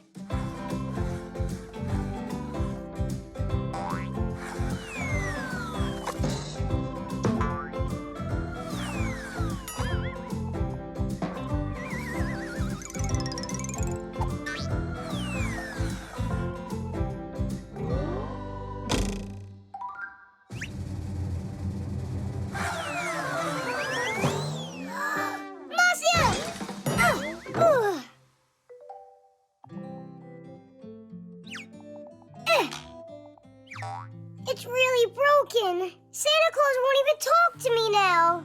What am I gonna do?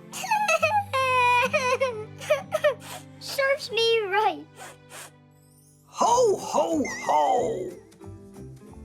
Santa Claus? Whatever happened here?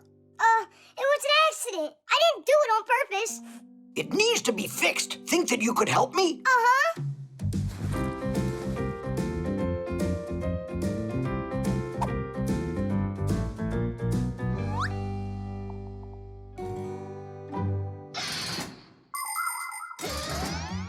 Sleds and sleighs are simple but very useful things. Just attach a seat to a pair of runners, and the sled is ready to carry people or loads. In snowy places where cars might get stuck, a sled can easily glide right on top of the snow. And if you harness a dog to one, no one will be able to keep up with you. There are even different kinds of sports that feature dog sledding. There are also people who attach sails to sleds so they can catch the wind and sail along the ice at high speeds. And of course, you can just have fun going sledding. The more people on board, the faster you'll go. You can climb to the top of a hill with your family and sled on down together. You'll fly so fast the wind might whistle in your ears. Hey, hey, hey! Look out below!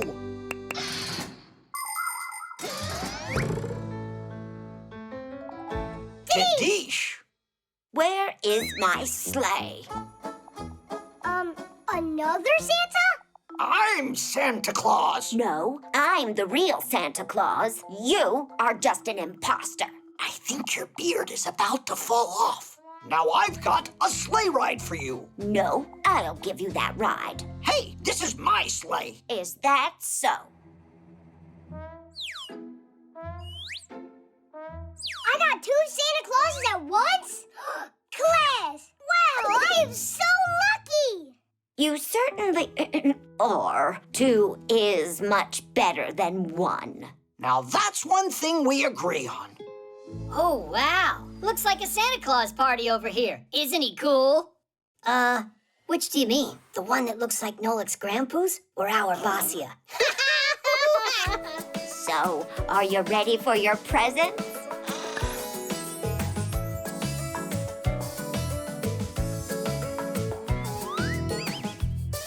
I will go grab my sled from the tool shed, put on gloves and a hat onto my head.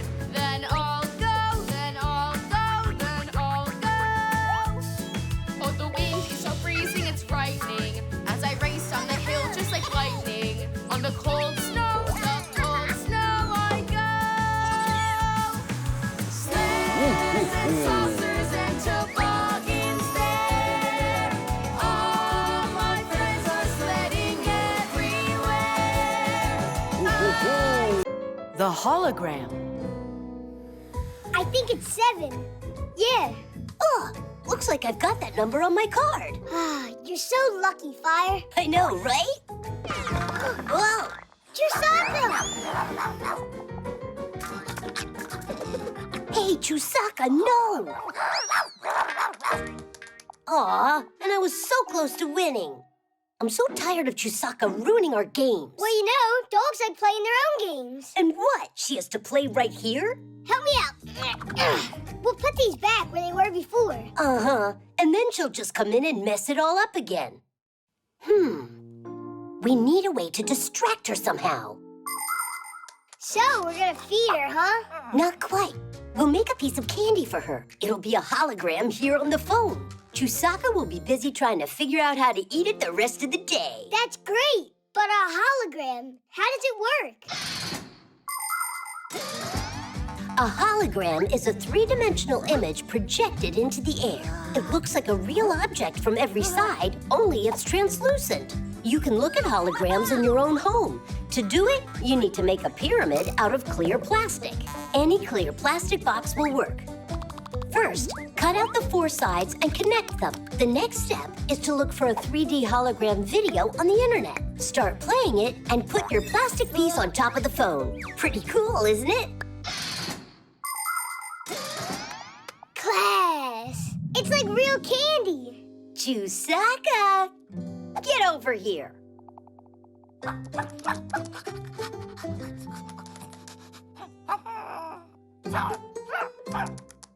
Oh, well, it looks like your hologram's not interesting to her. Could it be that she just wants some different food? You're right. We forgot that she's a meat eater.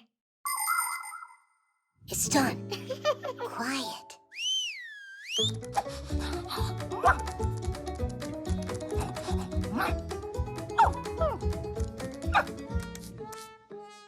I don't get it. What's wrong with it now? Nolik, how dumb are we? We made her some meat, but it doesn't have any smell. Done. Let's hide.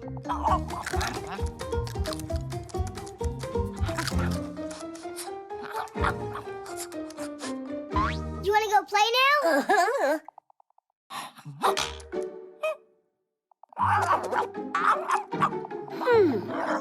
It wasn't the plan for the hologram to work like that. Fire, we gotta help her. Help her? How come? She's the one that did that to herself. Fire was just kidding. Tell her, Fire. I'm sure that you've seen how superheroes in the movies often use holograms. They might use them to call a partner or look at a map in 3D. But it isn't just in the movies. You can find this technology in real life today. With its help, scientists can make models of the human body that are easier to study than flat pictures. You can also find holograms in museums, both as items on display and as guides. There are teachers already giving holographic lectures, appearing to be right there in the hall. And in circuses, holographic images are being used to replace animals. Now, instead of elephants, dolphins, and lions, their three-dimensional copies perform. And it's great! They're no less exciting than watching live animals. And this way, the real animals can be free to roam in the wild. Chusaka, no! Come on, stop chasing us, Chusaka! Chusaka, stop it right now. What's going on? You sad little thing. Who did that to her? Chusaka, just hang in there. I'm gonna save you.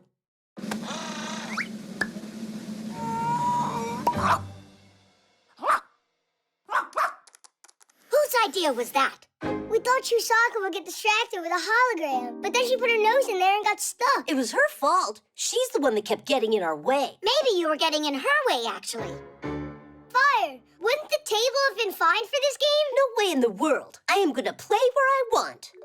Come on, I'm sure we can work this out. So you Fixies are safe, and Chusaka has eaten. Well, let's see. 5! Bingo! Chusaka really loves that catapult game you came up with. And I love how she beat us in bingo. Just like always, best at everything. Maybe you didn't notice, Fire, but I saw you win a game today. What game was that? That scary one. That game of tag with Chusaka. The tooth. Oh, what's that? It's new. Hi, everybody. Today, I've got an exciting test. I'm going to brush my teeth with this, the latest in electric toothbrushes. Oh, now that's speed. That's interesting. That's a seriously powerful motor. Yeah, works great. It really does make quite a buzz, but nothing to be afraid of. Mom! Oh, Katya, I've got something to show you. Well, I'm going first. I lost one of my teeth. See? All right, my friends, see you later. The teeth look great. And I'm sure I'm gonna finally meet that tooth fairy tonight. But she comes real late when everyone's sleeping. Well, I'm not gonna fall asleep tonight. Excellent plan. I wonder what presents she'll bring me. Oh, glad I got this kid's brush, too. An adult human mouth has 32 teeth inside of it. They don't all appear at the same time, but one after another. When children are still too young to walk and talk, their baby teeth come in. And right about school age, kids' baby teeth start falling out and permanent adult teeth take their place. It's not good to lose a permanent tooth because there aren't any more teeth inside to replace it. But whether you have baby or adult teeth, you should take good care of them by brushing and eating less sweets.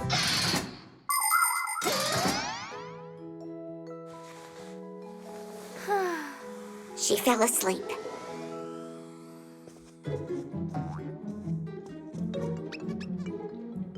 Huh, Mom? Huh? I wanted to read one of your books. And why aren't you sleeping? The fairy will be here soon. Oh, right. Whew. I almost got caught there.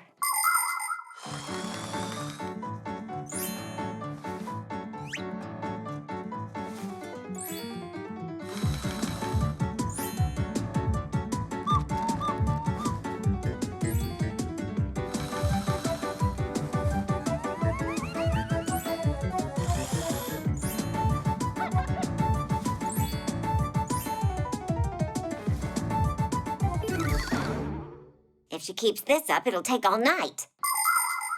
I hope it's normal for tooth fairies to bring kids chocolate. A toothbrush would be way too heavy to haul. Huh? Mom, is that you again? A fairy! Uh-huh, the tooth fairy. I can't believe it. You're finally here. No. Just give me your tooth, and I'll give you a present and be on my way. Hey, your wings, they're not real, are they? They're just for decoration. I do my flying on a scooter. Oh, yeah. Wait, is that a pack-a-mat you're wearing? Who? Where? You've got a pack-a-mat. You're a Fixie. You know, I've stayed here for too long. I have to get going. I have hundreds of more teeth to collect all over the world. Kids are waiting. Ciao. You want my tooth, right? Oh, yeah, right. And please say hi to both Geek and Tweak. Uh-huh, I'll tell them. Oh. I see. You're the boy's granny. Oh, that's great. Shh. Do you know how to keep a big secret? Uh-huh. Yeah. I'm their boss, yeah. Well, I gotta go. Tadish.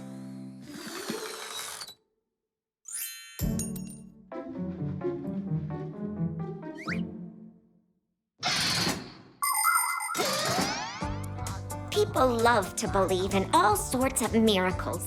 As soon as a child loses a tooth, it has to be put under the pillow. So a fairy or a mouse will exchange it for a present or a new tooth. Other young dreamers believe that their baby teeth are taken away by trolls or elves while they're sleeping. Some toss their teeth up in the air or bury them into the ground or throw them up onto a roof. Can you believe that? And some believe a lost tooth can help them achieve their dreams. That's why aspiring soccer players bury their teeth at the stadium and doctors near hospitals. Although, in my opinion, the only way to become a true professional is to study hard and practice. That's how. I am ready for my massage. Oh. Mom, take a look at what I got from the fairy last night. Are kids supposed to use these? Should kids use them? More than anybody. Don't you watch my videos? Yeah, like every day. Real funny. Your tooth fairy got a great gift for you. Uh-huh, and the chocolate was delicious. What chocolate was delicious? This toothbrush is just class. It brushes by itself. I wish it would do my homework for me. And what was all that about the chocolate? The safety harness.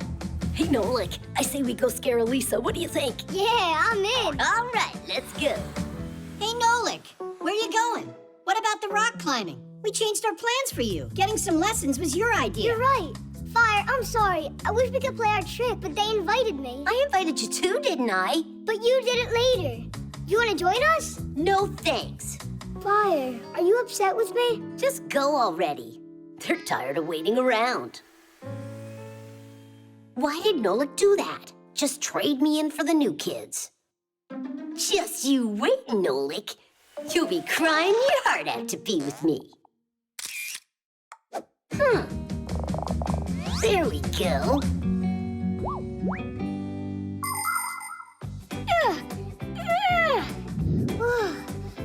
Pull yourself up.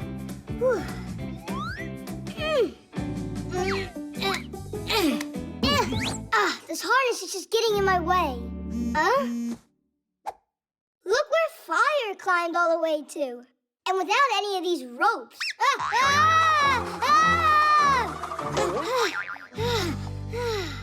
You know, maybe it's less comfortable with a safety harness, but I'm sure I wouldn't want to fall without one.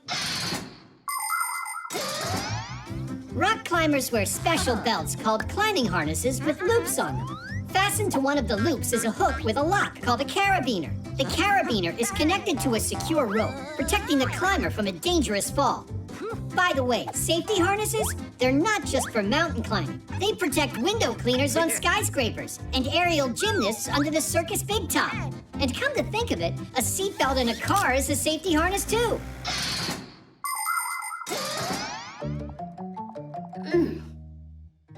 Really? No reaction?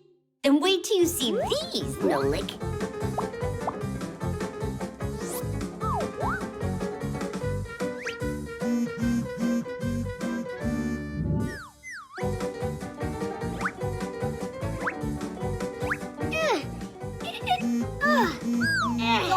Go on, Nolik. Just a little more. You got it, Nolik. Go. You got it. I climbed all the way! Ditties! Check this out. While we climbed up one mountain, Fire climbed up 10 of them. Together with my true friend, Digit? Then what am I? Wait, give me that. I could be wrong, but I think there's some cutting and pasting here. You see? That digit's from another picture. Look, there you can see some of the laboratory. It looks like your best friend wasn't doing any climbing today. Only, I don't get why he did that. Yo, Nolik, you gotta be bored over there. How can your rock climbers even compare to me? Uh-huh. Well, no one can compare with your lying. My what? Those mountains of yours are not real.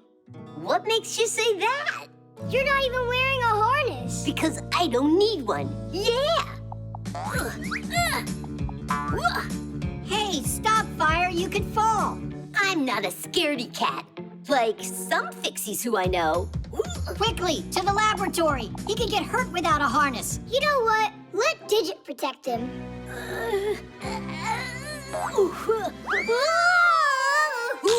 Help! Huh? Fire! Hang in there! We're coming to save you! Before trying to become a real mountain climber, beginners should start by getting some training at a rock climbing wall with an instructor. While the wall is not a real mountain, it's still important to follow the rules. The best kind of clothes for wall climbing are gym clothes. For your footwear, it's best to wear athletic shoes that have a non-slip sole on them. You must never start climbing until after the instructor checks that you're wearing your safety harness correctly and that it's fastened securely. While you wait for your turn, move away from the wall so another rock climber can't land on your head. And no selfies up there. While you don't need to be afraid of falling if you have your harness on, it's still a lot more interesting to make it all the way to the top.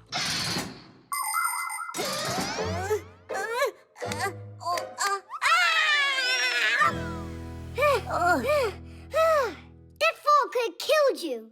As if anyone cares what happens to me. Hey, we all care about you, Fire. You really care?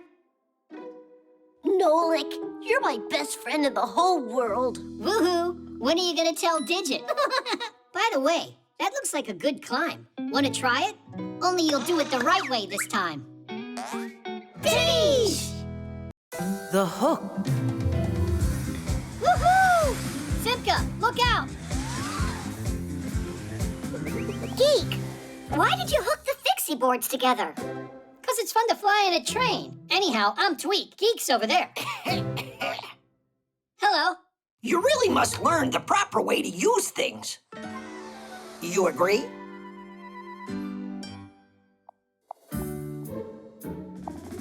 How can we do that? If you start coming to our school, you'll find out. And when can we start? Well, that depends. First, your parents and I have to meet. How about today? Good. Oh, yeah.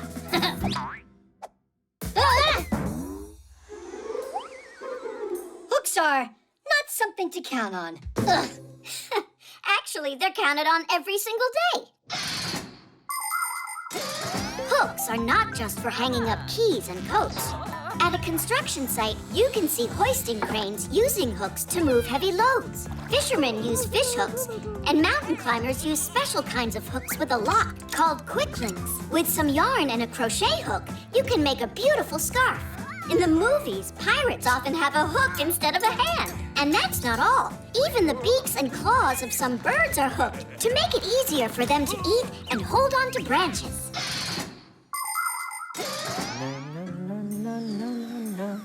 Irons, phones, and toasters, MP3s and TV screens.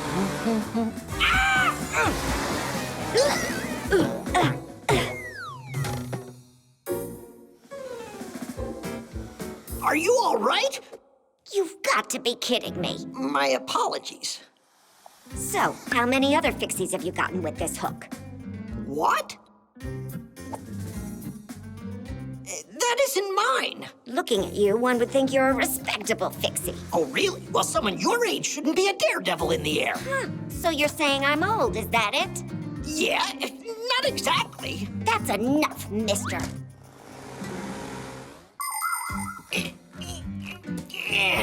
My, how they tied this up.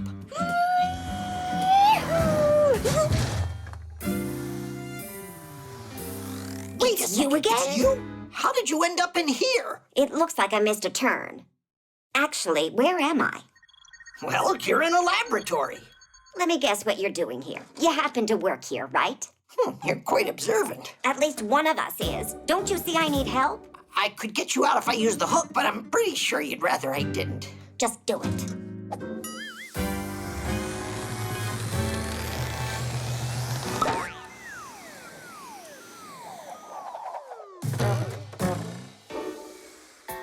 Please learn the proper way to use things now, will you? And I'm so glad to see you as well. Did you already have your meeting? With whom? You said that you needed to meet with our parents. Basia! Basia? Children? You mean you're the parent of these boys? What? And you're actually the professor at that school for Fixies?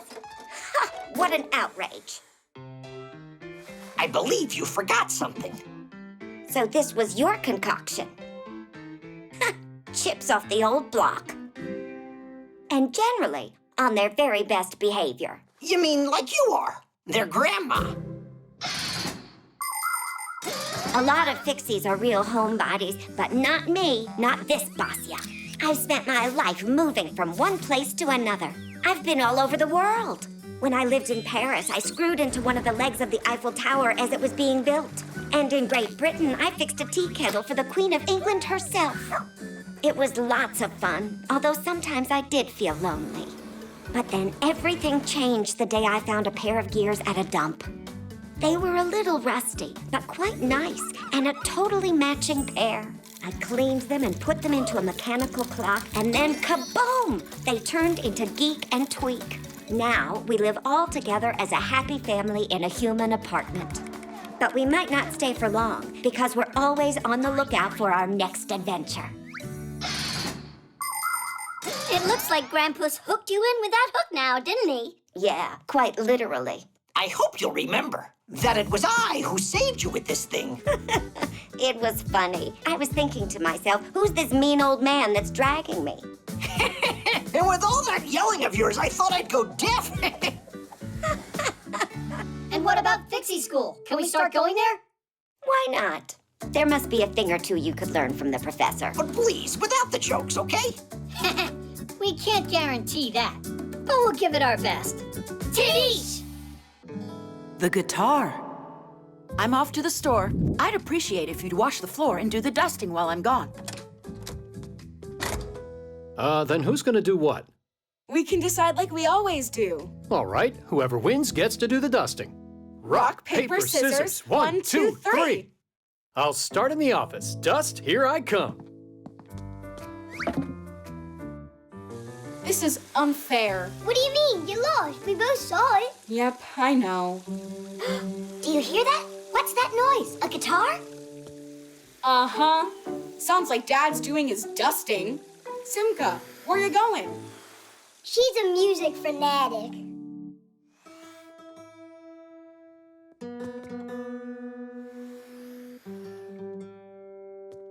Can't believe what I found. I haven't touched this guitar for so long. Sing a song? How about the dust? It's not going anywhere.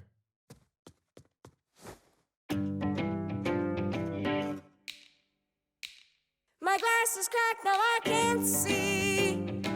My glass is cracked, now I can't see. My glass is cracked, now I can't see. My glass is cracked, now I can't see.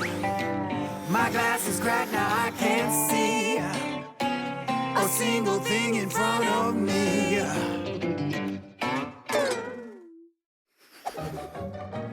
Well, so much for that. I don't have any new strings here. Shall we go clean? Tom Thomas, if you can manage to get your dad out of the room, I'll fix the string for you. Oh, really? All right. Yeah. I told you that she's a fanatic. Dad, why do I still have to mop the floor? Let's try again with rock, paper, scissors. Sure. Here we go. 1, 2, 3. All right, take this.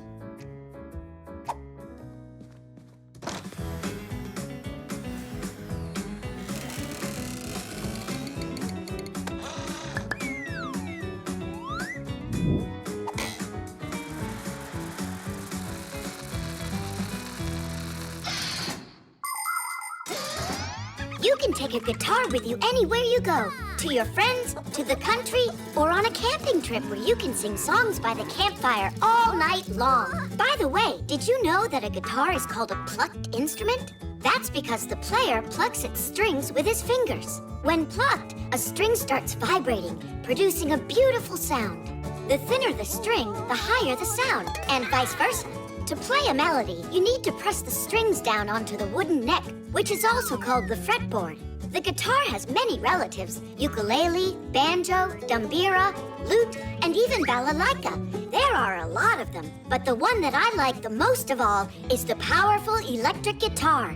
Connected to an amplifier and speakers, its sound can fill an entire stadium.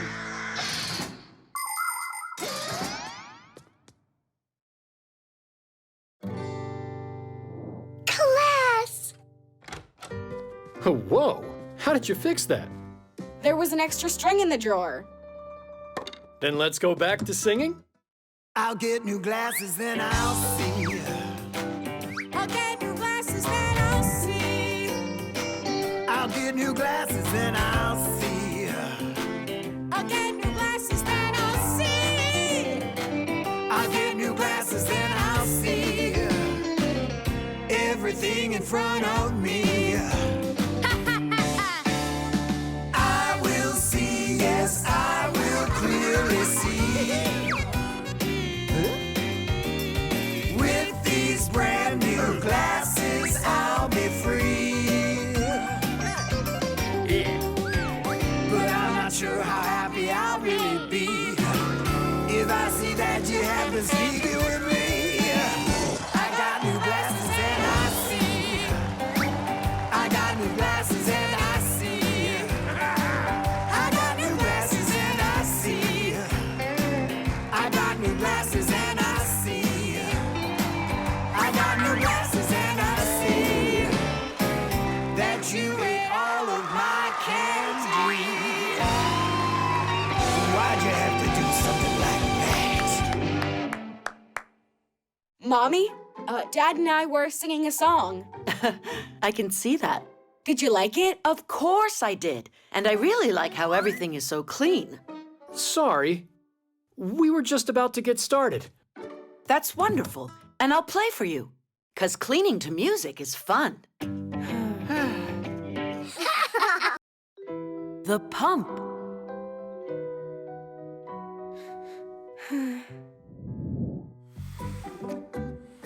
Tom Thomas, how about we play cars? I don't want to. Then let's play soldiers. Not soldiers either. What's wrong with you today? It's that Katya, she didn't invite me to her birthday party. Why? Do you know? We were playing a game of chess, and I did this stupid move, and she didn't let me play it over. And then? Then I told her she was a meanie, so we had a fallout. Just apologize already. It's so easy. And then wish her a happy birthday. It's so easy for you to say. I don't have a present. So how can I go? Do you have balloons? Sure, right here.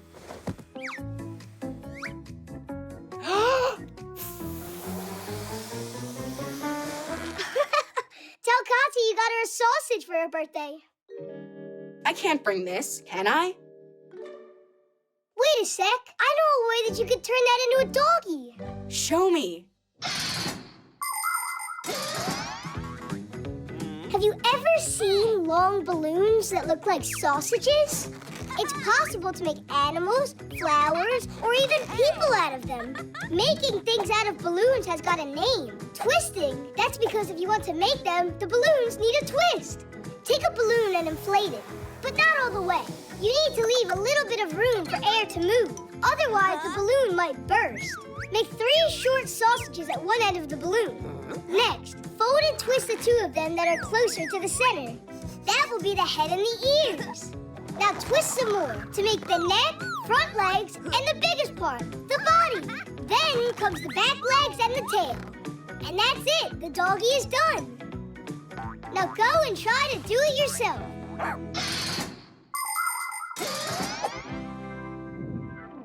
It's not big enough for a gift. You need to give her more than that.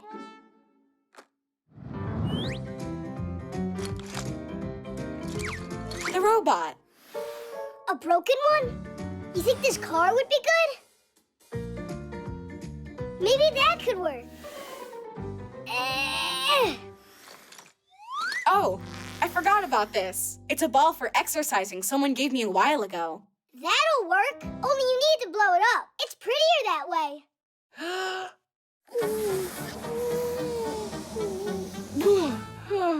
I got dizzy from that. Then how about a hairdryer? Yeah, or a vacuum cleaner. You've got to be kidding me. Blow it up with a vacuum cleaner? Oh, right, like you've got some better idea. A pump would work. The only one I have's for a bike. Great, get it. A pump is made up of a cylinder, a handle, and a hose with a nozzle on it. Inside hides a special part called the piston. When you pull the handle up, the air gets sucked inside. And when you push it down, the piston pushes it through the hose and into the ball. People can't blow air that hard or that quickly. By the way, the air doesn't get out of the ball because of a special valve. The valve only lets the air out when you press on it, like this.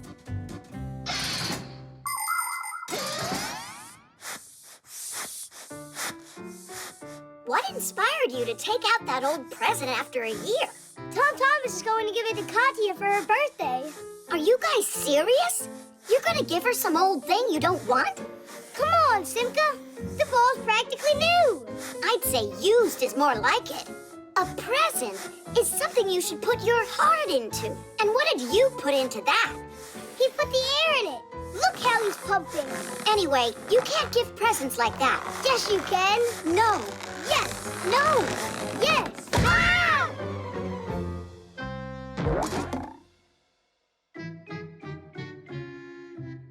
Now there's just no way Katya will make up with me. No panicking. Oh, do you have more of those balloons? And we've got your pump. Everything's gonna be all right. Tom Thomas? Happy birthday, Katya!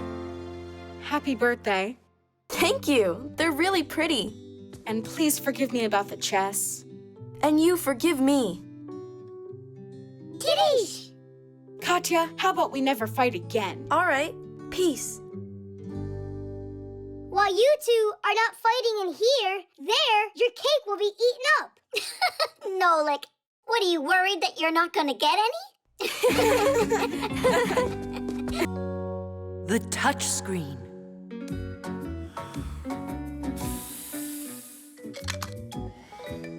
Are you done? This piece will never fall off again. Tom Thomas, you're finally back. We were waiting and waiting for you so long that we fixed everything. Oops, well, almost. I was out taking photographs of birds. I need them for my project. You know this one, it's a sparrow. This one's a jay. That's a chickadee. Pretty funny, right? And now my favorite. Ba-ba-ba-bam! What? Is that a bird? I was trying to get a picture of a bullfinch. Only you got some kind of bu-bu-bu-bum. It's all because of these stupid gloves. By the time I took them off, the bullfinch already flew away. And what did you take them off for? Because when I have them on, the buttons don't work. You just need to try to press harder. No, that won't help. Guys, are you telling me you don't know how the touchscreens on your smartphones work? I don't know. Me neither. How can you not know that? Well, thankfully, you know someone here who knows it all. And you're that someone, right? Yep. Under the glass of a touchscreen, there's electricity flowing that can be conducted through a person's body. When someone touches a phone or a tablet with their finger, some part of the electricity flows into them. People don't feel it because the charge is very weak. But the sensors behind the screen notice this change and send a signal to the device's brain. Now it knows what needs to be done, like answer a call or write a message.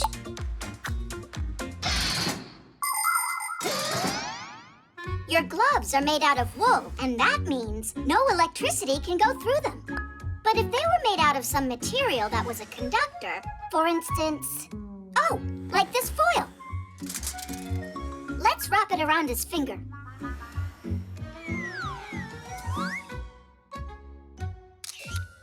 It works with this. I told you, because foil is a conductor of electrical current. But there's nobody who makes gloves out of foil. Actually, Katya, she has gloves that work with her smartphone. And you have someone right here who happens to know it all, including how to make them. Oh, you are incredibly lucky to have me around. We'll cut the foil into thread and make a few stitches with it on your glove's fingertip. So that way it'll conduct current? You got it.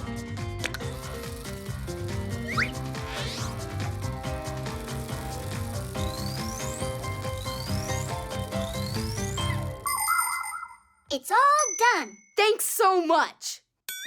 Only where will I find a bullfinch now? Wait, you can find a photo of one on the internet and say that it's your picture. Really? He could get into serious trouble for that. Everything that's on the internet was created by someone. Games are written by programmers, films are made by directors, books are written by authors, and music by composers. These people are called creators, and for their creations, they are given copyrights. That means that the creators have the right to control how their creations may be used. For instance, when a photographer shares his photos on his webpage, it's not right for someone to just download them and use them somewhere else. And to claim those creations as your own work is simply unacceptable. Before going ahead and using someone else's work, it's better to ask for permission from the creator. The author will be very grateful.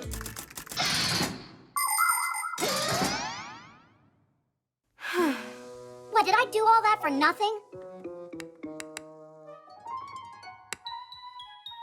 Simka! Look up! It's a bum! A bullfinch? Put on your glove, quick! No, the one I made for you!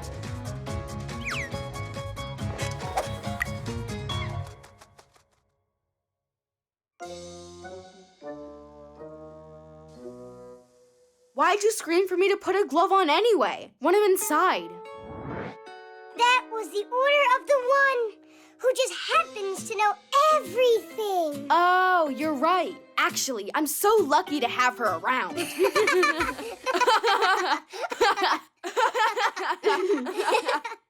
And so what about the picture? We can find one on the internet.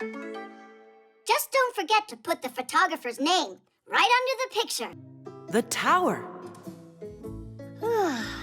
Grandpus, why do we keep on studying after school's done? Studying? That's what you call this? Just a little test, and I'll let you go. Hey there.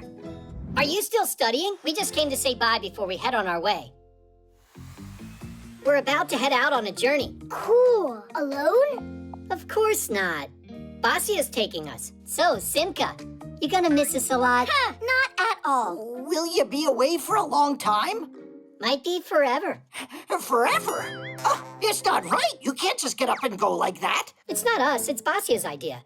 There's a tower she really wants to see. We could build towers right here. Plenty of them. For what? They're excellent study aids. It's very important for students to study about great architectural structures. By the way, what tower were you going to see? We forgot which one.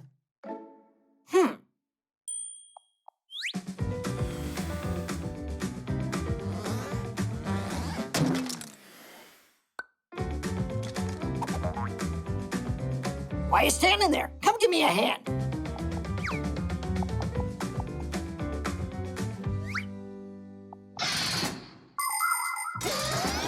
Knocking down a block tower is easy, but a real one can stand for centuries.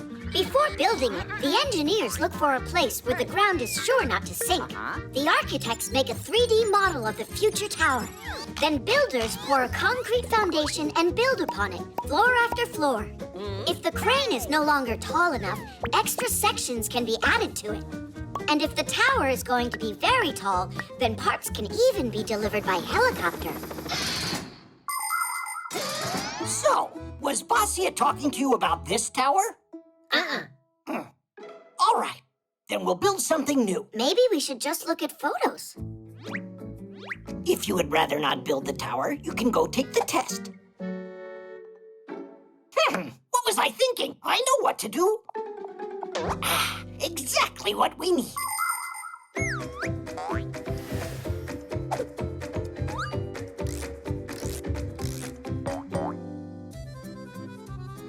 Is that it? Nuh-uh. She's been there 100 times already. Come on, think. What other places would she talk about? Excuse us. We gotta go now. Just hold on there. I say we build another one. Grandpus, and what is Tom Thomas supposed to tell his parents if they see all these towers? He'll say that he made them himself. Come on, quicker! I don't know why Grandpus is so worried how this tower's coming out. Yeah, he's worried, but it's not about that. People have been building towers since ancient times because looking out from a height made it easier to see, for example, if an enemy was approaching. The first lighthouses lighting the way for ships appeared about the same time. Lighthouses are also towers. In the Middle Ages, people started hanging bells at the top of towers. If a fire broke out, a watchman would ring the bell as hard as he could, and people would run to help. Later, clocks were installed in towers in the center of cities for people to know the time. In the 19th century, people discovered that it's possible to store water inside of a tower. For many years, the tallest structures used to be television towers. But those days are over. Today, modern skyscrapers are built for offices and even as people's homes. It's not this one either? Are you even sure that a tower is where Basia is taking you? What can I do to make her stay? To make who stay? The Tower of Pisa, that's who. She's leaning. Look at all these towers. They're all for you. Grandpus made them. They are genius, not the least worse than the originals. Then stay here with us. Why do you have to go anywhere? If you want, we can build you more of them. Which one is your favorite? I didn't realize that you were so industrious. Basia, how about we stay a bit longer? Our school's here, good friends. What choice are you leaving me? All right, so be it. Denise! Oh. You're gonna stay with the professor, and I'm out of here. And can I count on you to take care of my kids? And so, you're still leaving? No need to worry. I'll only be a few days. How could I live without you?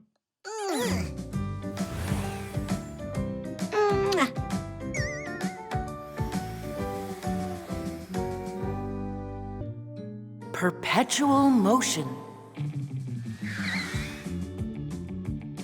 We're the first ones here. Nobody's too excited about learning today.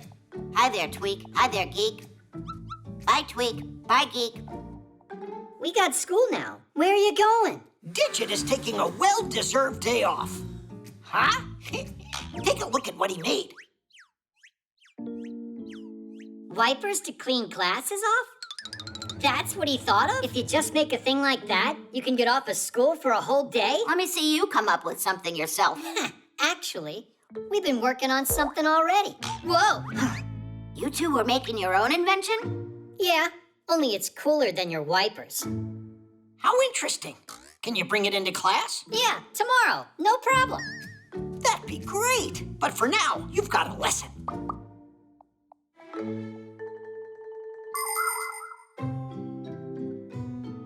It is quite original.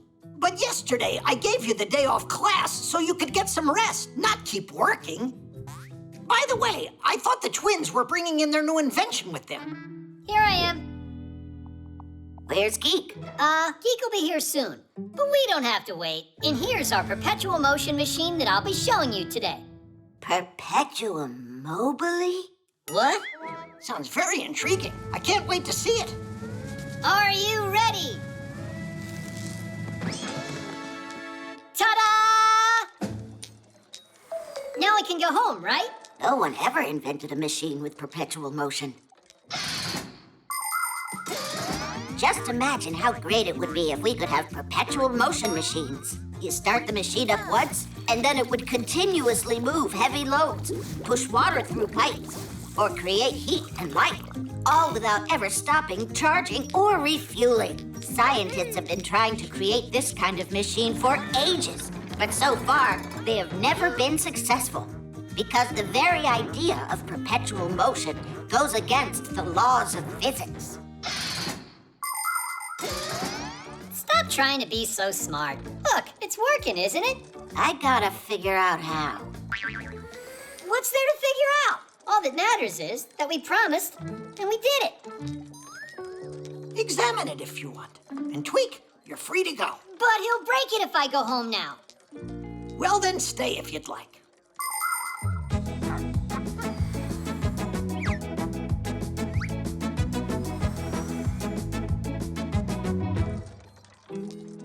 I still don't get how they made this work. Aren't you tired? You've been doing that for more than an hour. You plugged it into an outlet. That's how you did it. Where's the wire? It's your idea. You find it. Uh-huh. It's probably got an air supply in it somewhere on this thing. Or... It turns on its own, Digit. How can you not understand that? On its own. You're wasting our time. Just stop already. The wheel's starting to slow down. You're seeing things. Are you done? Is the examination over? It's hard to believe, but it looks like you really invented a perpetual motion machine. It finally sunk in. Why don't you go tell the professor? And I am going home. What took so long? I really thought I would die. Next time you pedal. Relax, brother. We got out of class. Geek, you kept going for a while in there. Inventors through the ages have aspired to create something brilliant that would bring them eternal fame, but it rarely happens. Since long ago, there's been the dream of inventing the Philosopher's Stone, a substance that could turn any metal into gold. Alchemists used to mix all sorts of things together in their attempts to create it. In ancient China, emperors desired an elixir of immortality that would let anyone who took a drink of it live forever. There were a lot of pretenders who would come to the emperor saying, "I have found the recipe for eternal life." But you and I know that this was just a lie, because that potion can't possibly exist in our world. A true scientist doesn't betray science just to become famous. So that's how you got it working. Good hoax. And for your effort, you two can still take the day off. Right now, a couple of sick days is what I need. Oh. And for your next project, how about making that potion for eternal life? Give us 2 free days, and you can consider it done. Huh? The hoverboard. Watch this! Woo-hoo-hoo! Bet you can't do that. You don't even have a Fixie board. And who cares? My parents got me something really cool. A hoverboard. Look. You mean now people can have Fixie boards? So cool! Can you do tricks on that thing? Heh, I sure can. I'd show you right now. But it's raining. And so what? Are you kidding? Hoverboards run on electricity. A hoverboard looks like a skateboard, but with bigger wheels that have electric motors inside. When someone stands on the board and leans forward, controllers send a signal to the motor. You can start going. It can not only roll forward, but backwards too, and even spin until the battery runs out of power. But you can always recharge it. And remember not to ride through puddles or mounds of snow. If water gets inside, your hoverboard can easily break. Then just ride your hoverboard in here. I can't because it's an uneven floor. Or could it be that you don't know how to ride it? Hup! Ta-da! Good, now start riding. It won't go. Ah, you forgot to turn it on, that's it.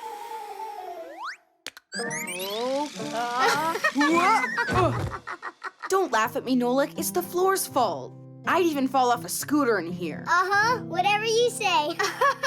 If you think you're such a pro, then why don't you help me out here? Yeah, sure. Instructor Nolik will teach you everything you need. Just do what I do. But first put a helmet on your head. Go like this. How about you jump on it with both of your feet at once?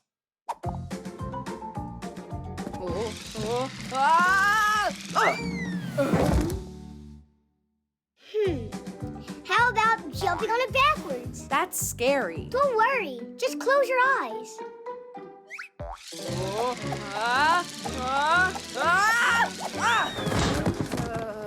Hey, I was joking. Well, at least the helmet looks good on you. What good's this helmet with a trainer who's no help at all? Really? There's no trainer who can help such a lousy student. I can learn without you. Fine, go ahead. What are you two arguing about? He told me that he knows how to ride his new hoverboard really well, but the only thing he knows how to do is fall down. In the first place, you should never be riding that thing inside. Everybody knows that, except you. But while you're at home, you can learn how to get your balance. I can show you how. Only first, put on your pads.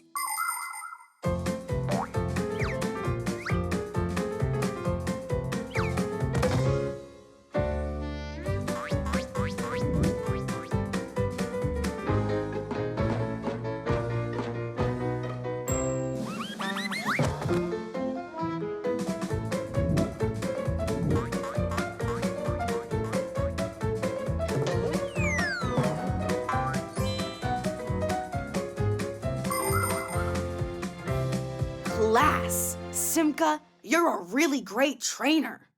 Now I can finally start riding. Huh. Simka!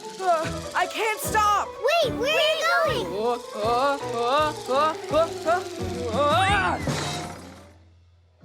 Thank goodness he was wearing his helmet. And those pads.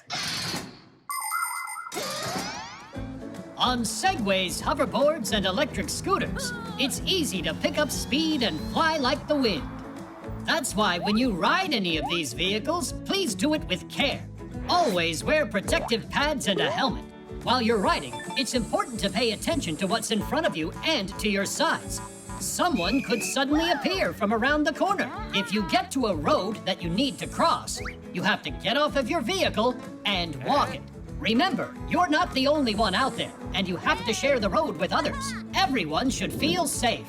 Pedestrians walk along their paths. You ride to their side, and cars are driving on the roads. It's really nice when everybody respects each other. Ouch, that hurts. Tom Thomas, are you all right? Didn't we agree we'd go outside after the rain's over? What? Couldn't wait to give it a ride? I hear ya. I want to give it a little ride too. Now just sit back and watch your dad show you how it's done. Yep. As the saying goes, like father, like son. The hiccups. I'm gonna tell you for the last time, this is a bad idea. It's just a joke, all right? Yeah, but it's not funny. Simka, you're boring. It's April Fool's Day. Did you forget? Quit worrying. It'll be funny. Katya, I got you a present. You really think I don't remember it's April 1st? And what, is that some holiday? You're such a sneak. So, what's in there? A cockroach, right? Or a frog? You're not gonna scare me with that.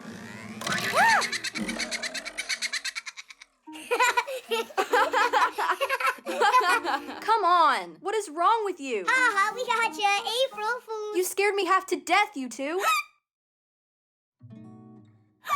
Hey, come on. We were just joking. Great joke. Way to go. You ended up giving the hiccups to her. Humans use their lungs to breathe with the help of special muscles, the intercostal and the diaphragm. When these muscles contract, you inhale, and when they relax, you exhale. On its way in, air passes through the vocal cords. If you swallow unchewed food, drink a lot of water in one gulp, or just get scared, then the diaphragm starts contracting uncontrollably. These contractions make the vocal cords close very, very quickly, which produces a sharp sound that is called a hiccup.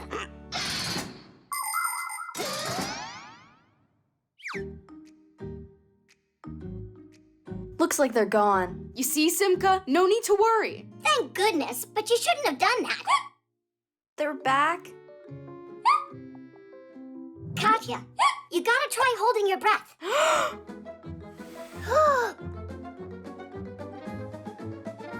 Hold it, hold it. I can't anymore. Well, did they stop? Ah! Someone told me if you have hiccups, someone's thinking about you right now. You're right. But who? Mom? Guess not. Your dad. Not him. Chusaka. For real, Chusaka. Nolik. Sorry. The chameleon? Maybe my teacher? Santa Claus? In April? All right. We need a different method. Nolik, why aren't you helping? Do you know anything we can try? Of course I know. You need to jump up and down on one leg and count while you're doing it. What? Nice try there. And think of something yourself. All right, we'll try your method. 1, 2, 3, 4, 5. How long should I count? I didn't figure that out yet. You mean you just came up with this idea? But look, your hiccups are gone. You're right. Aw, thanks, Nolik. You saved the day. People like joking so much that they even came up with a holiday for it. April Fool's Day. For centuries, kids and adults have been playing tricks on each other on that day. For instance, 300 years ago, a crowd of townsfolk gathered together to watch a unique show. But when the curtains opened, there was nobody on the stage. But that's what happens, and if you're not careful, you could get fooled too. One time, they showed a story on television about harvesting pasta that grows on trees. And many people believed it. How funny is that? Yes, tricks and jokes can be lots of fun, but it's important that they not be mean. Before playing a trick on someone, think about whether you would find it funny if someone did it to you.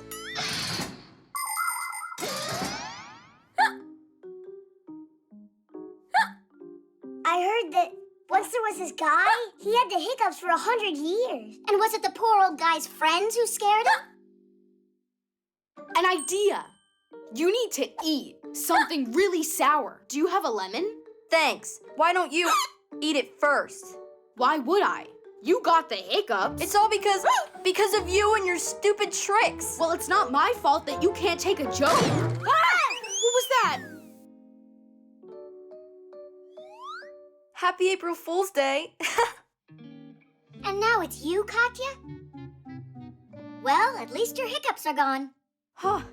You're right, they are. Simka picked a pack of pickled pack-a-mats. Hooray! Tidish!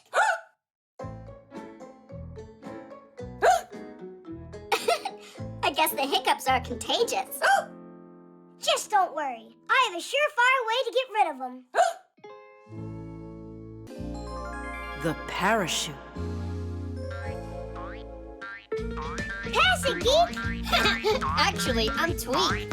It's impossible to tell you guys apart. Well, yeah. Nolik, come on. We're gonna be late. Oh, we've got a class to go to. It's about parachutes.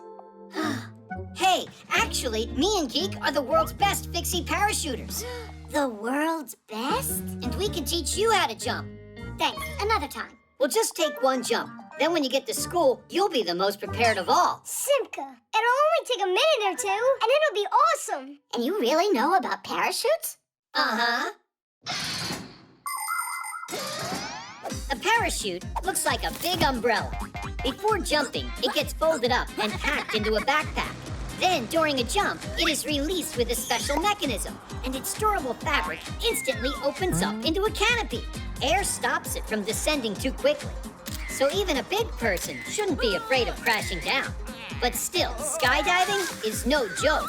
To do it safely requires a lot of special training, dexterity, and proper gear. Here, put them on.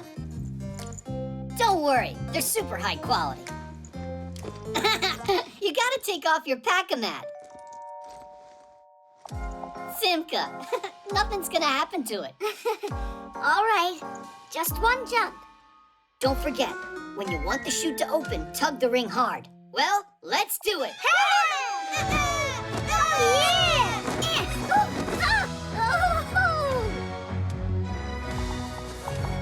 Class! That was nothing.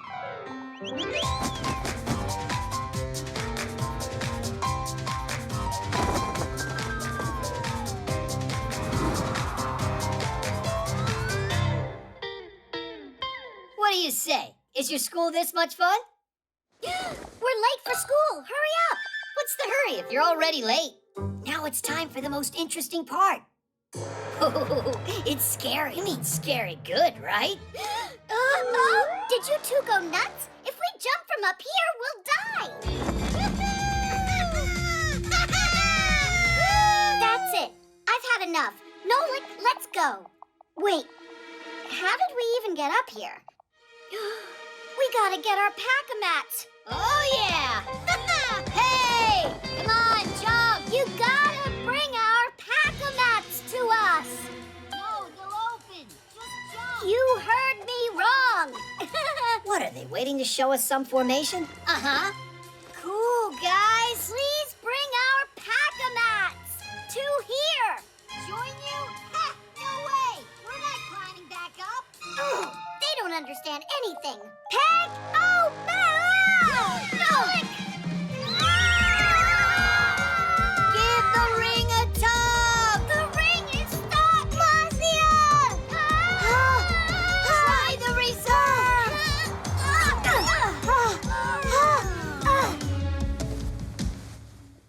That's called landing in style. Landing in style? We almost plunged to our death because of you. Uh-oh. What is going on in here? Grandpus, we were just, Cutting school, I believe. Aha. Quite original. Whose work is this? Oh, well, hello there. Hi there. This is our parachute. And these are our new friends, Tweak and Geek. Only the other way around. Twins! Fantastic! And at what school did they teach you to do that? We get homeschooling. Aha! You can learn plenty of new things without having to study at a school.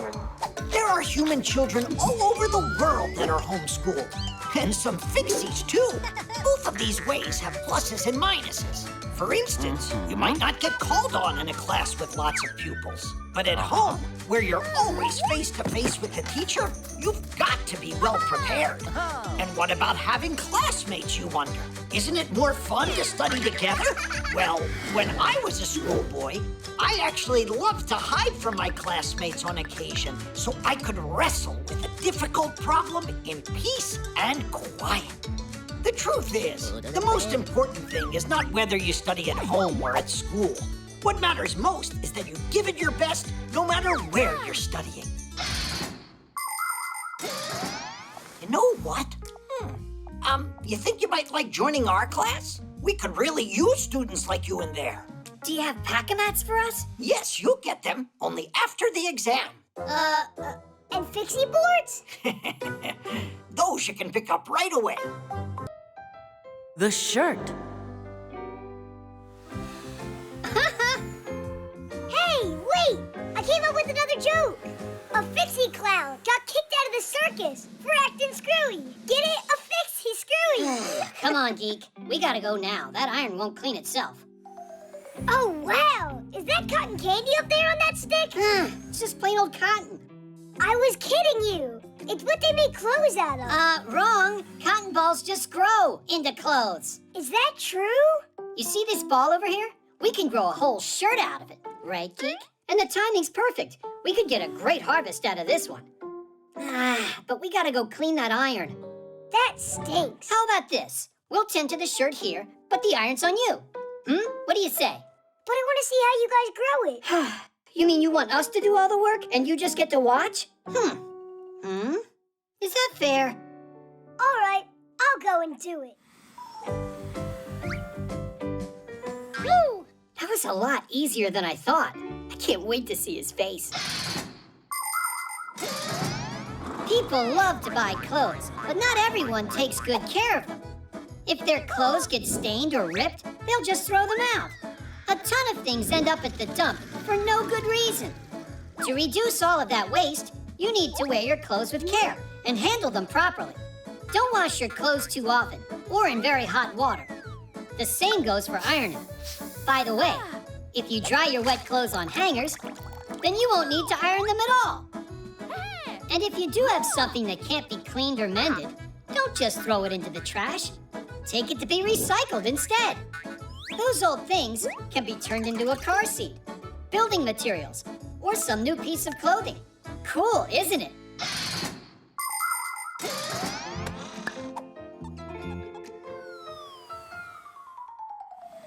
Pretty good, right? So let's start the show. It's growing! Great! All right! Keep going, keep going. Keep it up, just a little more. Come on, pull. So, did it grow yet?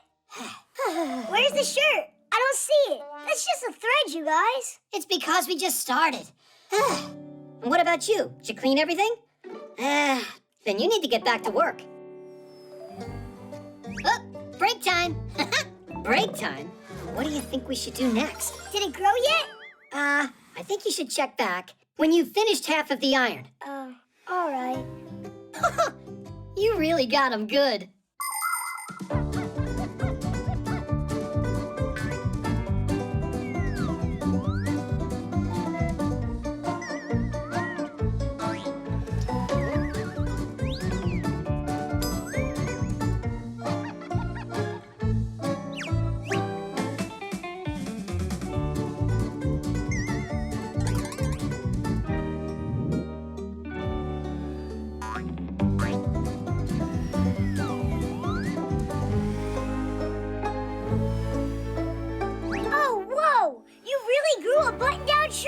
Was there ever a doubt? All right, now let's check how you did.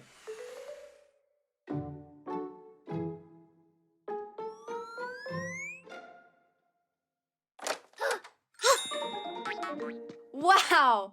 Mom bought some new shirts. Nolik? Katya, I'm sorry, but you're wrong. They were grown by Tweak and Geek. Funny, you're joking, right? No, I saw it with my eyes. They grew from the cotton. You mean this was all a trick? To make me clean the iron! The shirt doesn't deserve your frustration. Don't be upset. I got a good plan, Nolik. I still don't get how this works. Where do all these clothes come from then? Cotton is grown in fields. People collect it and pull it into thread. At factories, the thread is made into fabric, and the fabric into clothes that get shipped to stores all over the world. To make sure this process doesn't harm our planet, everything needs to be done with care. That means saving water and electricity and not using harmful fertilizers. So the next time you need to buy a new pair of jeans or a shirt, choose one that is made with concern for nature. Nolik, you are a champ. It's totally clean. Tweak, Geek, come over here. We got a lot of work. It's time to harvest socks. What? You don't want your Fixie friends to end up without them, do you? Seriously, Nolik? Yeah. And after your socks, we can harvest your pants. All right, you got us. Nolik, how about we do one of your chores for you now? Mm-hmm. No more tricks. Sounds good. But first, we harvest the socks. The sneakers.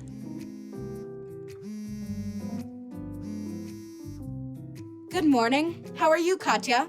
Hey, Tom Thomas. Look at these cool sneakers my mom bought me. They light up. Whoa. Aren't they awesome? You don't have sneaks like this. And why are you so sure of that? I got them. Yeah? Show me. All right, I'll show you. Only, I gotta use the bathroom. Call you back soon. Do you really have light-up sneaks like you told her? No.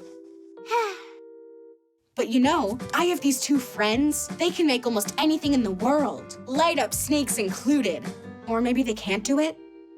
Actually, they could do it.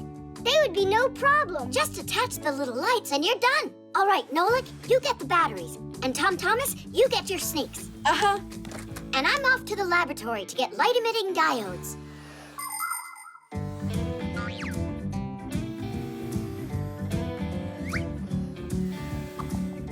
Oh, wow. The soles on these are cool. Your soles are just like that. Really?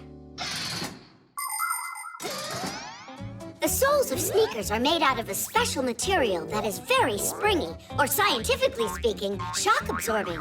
That's why if you walk in sneaks for a long time, or run or jump, your back and legs won't get tired. The bottom of the sole is never smooth. It has a lot of bumps and pits, or even spikes, so you won't slip on grass. Sneakers also have little holes or mesh, so your feet don't get too hot and sweaty.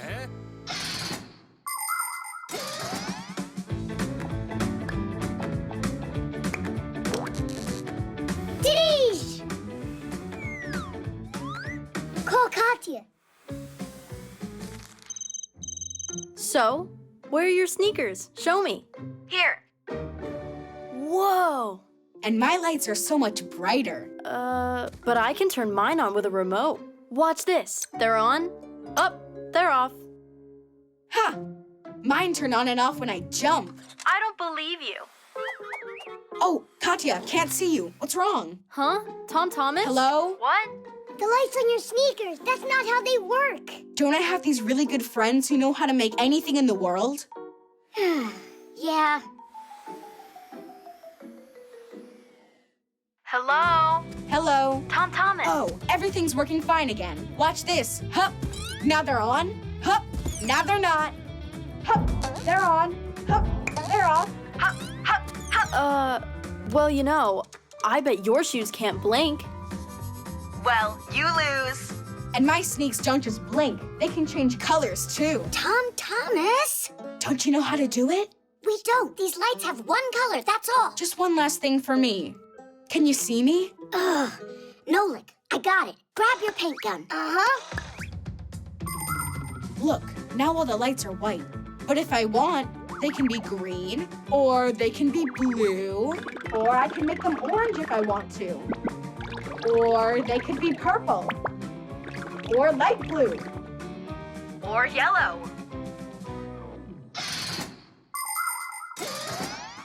Do you know why little light-emitting diodes are able to burn so brightly? The secret to this wonderful invention is a special multi-layered chip located inside the diode that conducts electricity. These chips are made from thin, round wafers that get many layers added to them. The wafers are then cut into thousands of tiny square pieces, the chips. These chips have atoms with electrons that travel around the nucleus.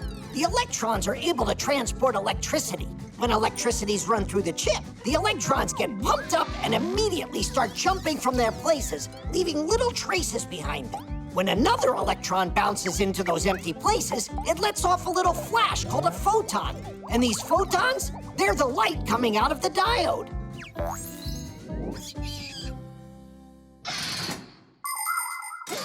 There you go. My sneaks are cooler than your sneaks. And you know what else they have? Little wheels. Yours have wheels on them? What wheels are you talking about? Simka? Oh. Well, I have these really good friends that know how. They're really good friends. You know what? I think you should ask those friends to help you out. We need to go. Right, Nolik? Right. And we're taking our lights, too. Tom Thomas, that wasn't fair. Not fair at all. I agree. Wheels would have been just too much work. Aha! I see it wasn't only me using the Fixies to do everything. Those two can sure keep coming up with crazy ideas. First this one, then that one.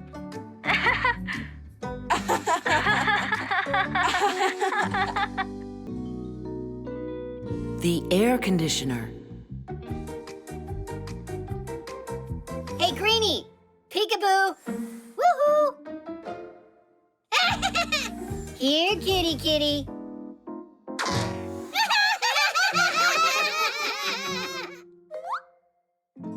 It's taking Digit forever. 'Cause when it comes to fixing up air conditioners, Digit's a dum-dum. He said he knows how they work inside out. He should prove it. Leon! Woohoo! Geek, be careful. You could fall down. When are you gonna learn to tell Geek and I apart? You done? It's working perfectly. Oh, yeah? Then why wouldn't it respond to the remote? Because it's got a stuck button. Where? Oh. Guys, why did you push it like that? It can only be fixed from the inside. An air conditioner gives relief from the heat. It has two main parts. One hangs outside of the house and the other inside. The air in the room is sucked into the unit, where it passes over cooling coils filled up with gas. The heat pulled out of the air is pushed out to the street with a fan, and the ice-cold air is sent back into the room. By the way, some air conditioners not only cool the air, but can warm it up as well. You can turn it on in the winter and enjoy. Piece of cake. That's great. We can finally get cooled off. It's so dusty in here. You'd think they'd clean up, at least once in a while. Ah, I love it cool. Let's make it a bit warmer. I feel cold. Well, I feel hot. You're gonna freeze me. It just doesn't want to stay in place. And you're gonna roast me in here. And now this one? A little heat can't break your bones, especially since you don't have any.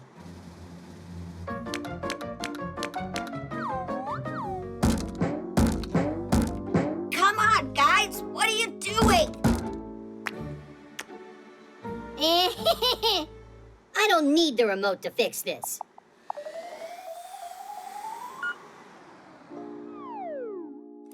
Ha-ha! Who's laughing now? We'll see about this.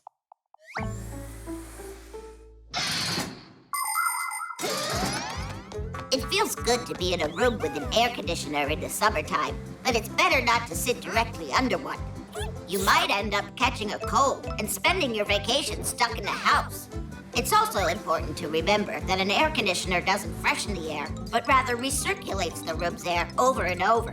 That's why you should open the windows and air out your home a few times a day. When you play outside on a hot day, try to spend more time in the shade. When you're out in the sun, wear a hat, put on sunscreen, and drink plenty of water. And even though ice cream is refreshing when it's hot, be careful, because it makes it easier for you to get a sore throat. And a simple garden hose can turn any hot day into something special. Just invite your friends, turn on the water, and have a blast.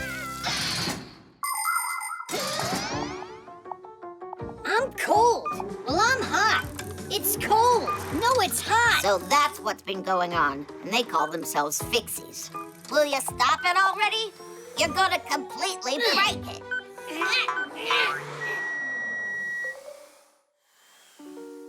There you go. Didn't I warn you?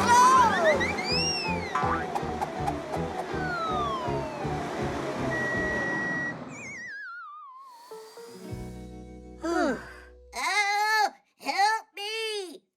Digit? They come. Hold on there. I taste awful.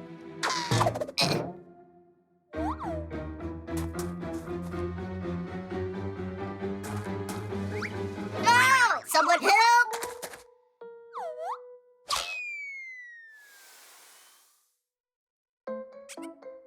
Digit, why did you go inside the terrarium? Leon got spooked. Well, see what you've done? Digit has a cold now. What? It's all because of that stuffy hair of yours. What? If it hadn't been for you, Huh? Where are you going? What about fixing the air conditioner? Fix it?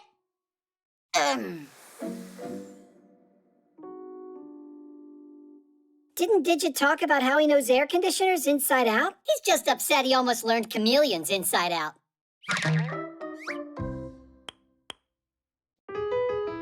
Recharging.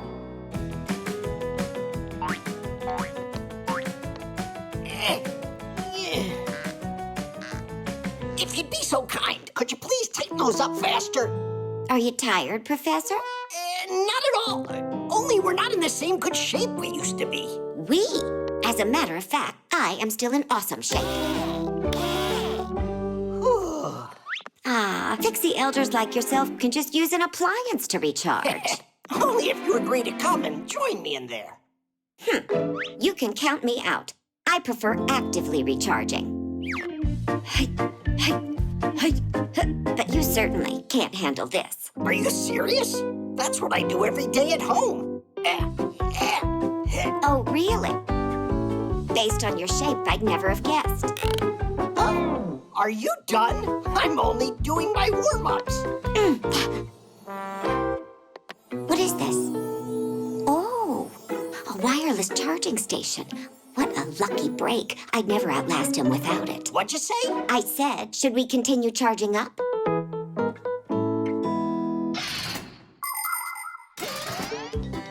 Do you know the secret of a wireless charger? It has coils of copper wire hidden inside. Coils like this can also be found inside of other gadgets, like a telephone. When you plug the charger into an electrical outlet, electricity starts running through the wire, creating a magnetic field inside of the coil. If you put your phone on top of the charger, the phone's coil will pick up that field from the charger, which means electricity is being produced in the phone to charge it, which also means no more tangled wires. Isn't that cool? By the way, phones aren't the only thing that charge this way. You can do it with smart watches and with wireless headphones. It seems like before we know it, wired appliances will become a thing of the past.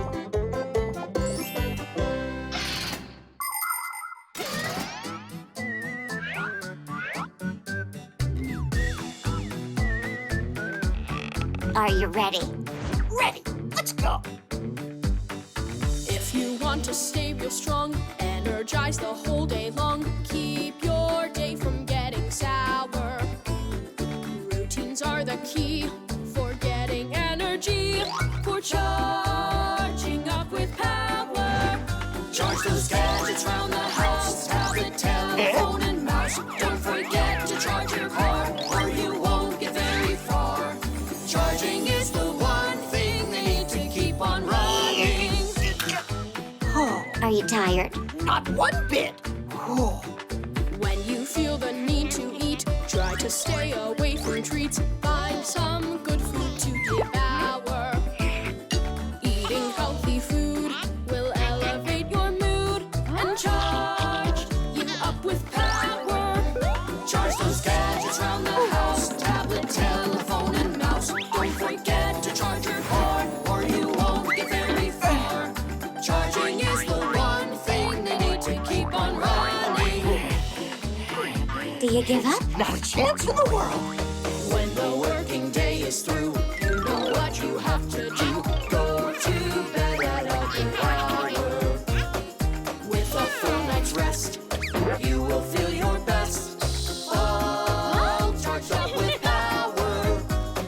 those gadgets around the house. Tablet, telephone, and mouse. Don't forget to charge your car, or you won't get very far. Charging is the one thing they need to keep on running.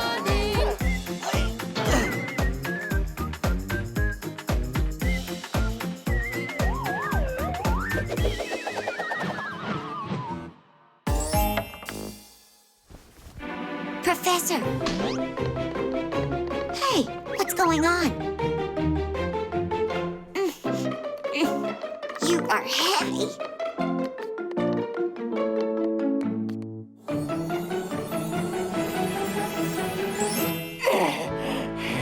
Oh, that was spooky. You can't overstrain yourself like that. You're saying that like you weren't exercising yourself. Where do you get all of that energy? From, well...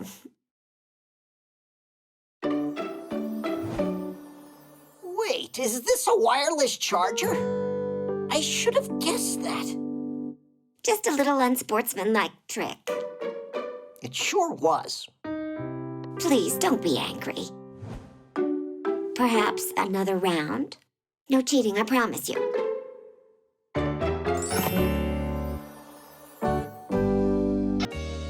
The contacts.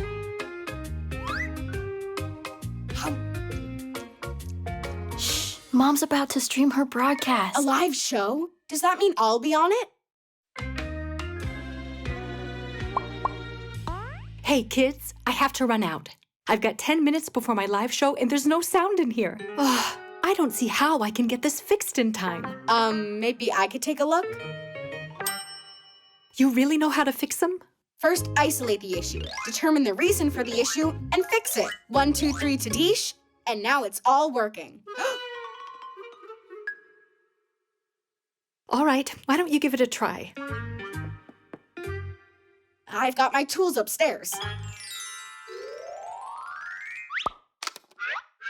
It's all done. Well, what was broken inside? What should I tell her? Tell her the contacts were dirty. Got it. Yeah, you're always welcome. Do you know what the word contact means in electricity? When an appliance gets plugged into a socket or headphones into the audio jack of a phone, their plugs get squeezed between metal plates. The points where the plugs and plates touch each other are called contacts. If contact is made, electricity flows through the wires and the appliance works properly. But if some kind of dirt gets between the two parts or the plug gets rusty, there won't be contact made, nor any electricity flowing. Test, test. Can you hear me? They sound better than ever. Tom Thomas, you made my day. No big deal. The contacts were dirty and needed cleaning.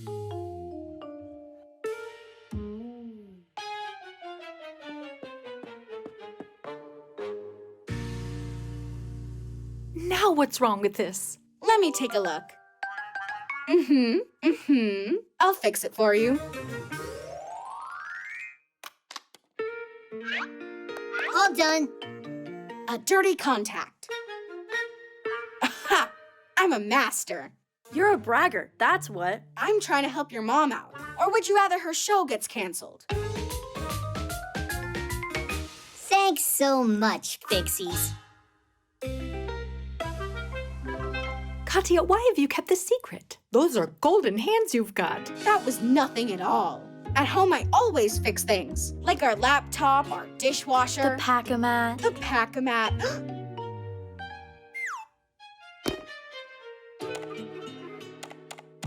Why doesn't anything work? The blender's broken? Tom Thomas can fix it in no time.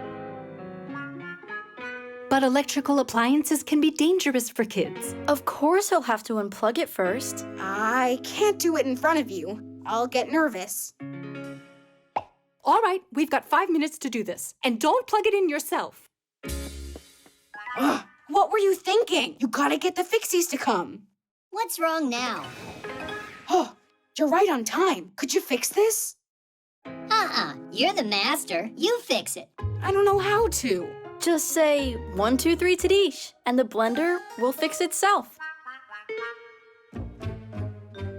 Oh, please, you gotta help me out. I promise I won't brag anymore. All right, you need to put the lid on straight. There you go. That's what you needed for contact. That's all?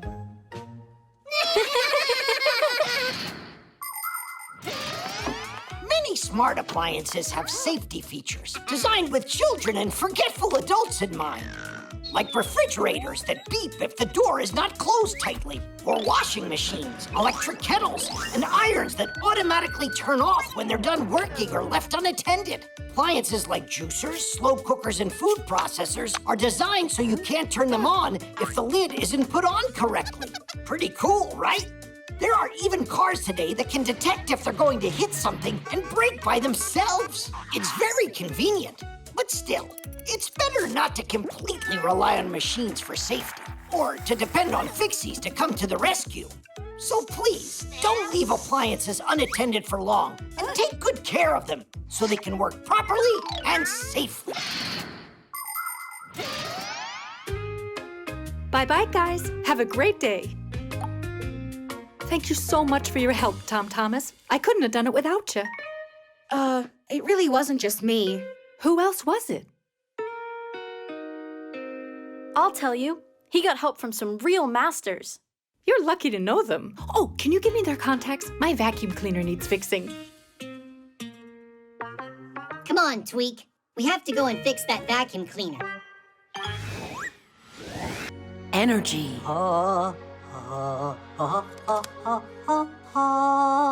Good morning. We're here for the exam, so you'll give Pack-a-mats to us. That's excellent. And who's going to take it first? But, Professor, we, Do everything together? All right, go together if you want. What is this tool here? That's a claw hammer. Way to go! And how do I give each of you a grade? You both answered together. But it's faster. I've got time for you. Geek, try it on.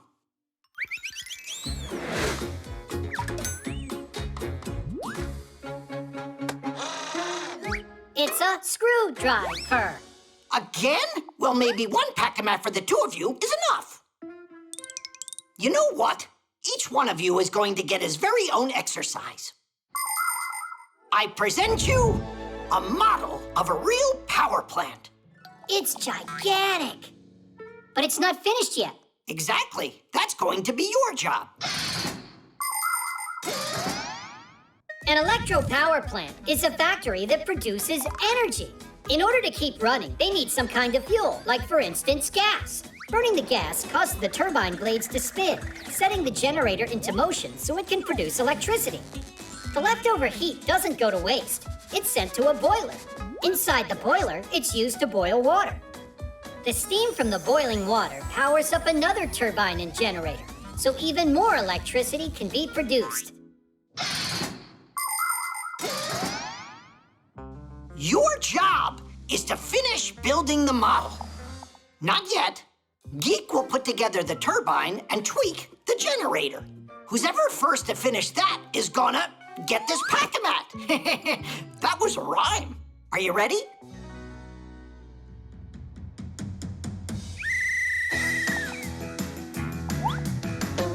You're off to a great start.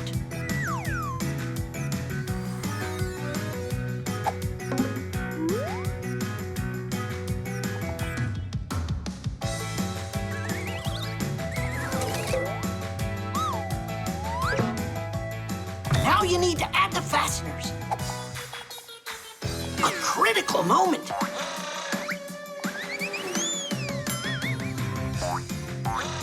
What a move!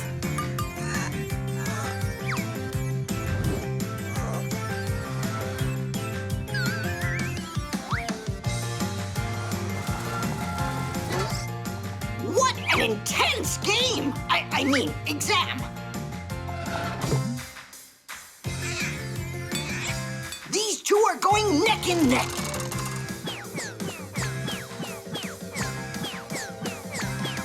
And the winner of this race? I don't know. The parts for a power plant are made at special factories. You could fill several tall apartment buildings with all of the people who work making the parts for one of these giants. And all of these workers are real professionals. How could they not be? After all, the mechanisms they put together are very complicated. Take, for instance, a turbine. It's built in the shape of an enormous cylinder with propellers around it. And next to the turbine is the generator. Its parts are assembled like a giant nesting doll, one inside another. Together, this powerful team produces electricity. They're just like people are Fixies. When every one of us focuses on a common cause and we work together, the results can be simply fantastic.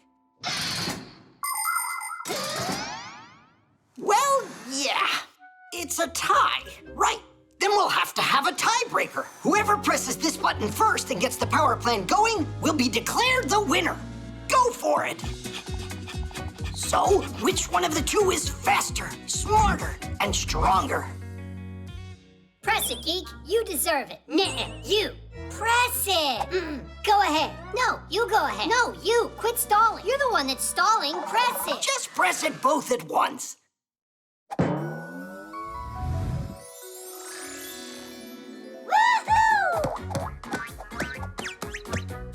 That was an excellent job you did. Oh, right. The prize for the contest. Unfortunately, I've only got one Pac-A-Mat for the two of you. It's all right. We're always together anyway. We'll figure out some way to share it. I was just joking. You each deserve your own Pac-A-Mat.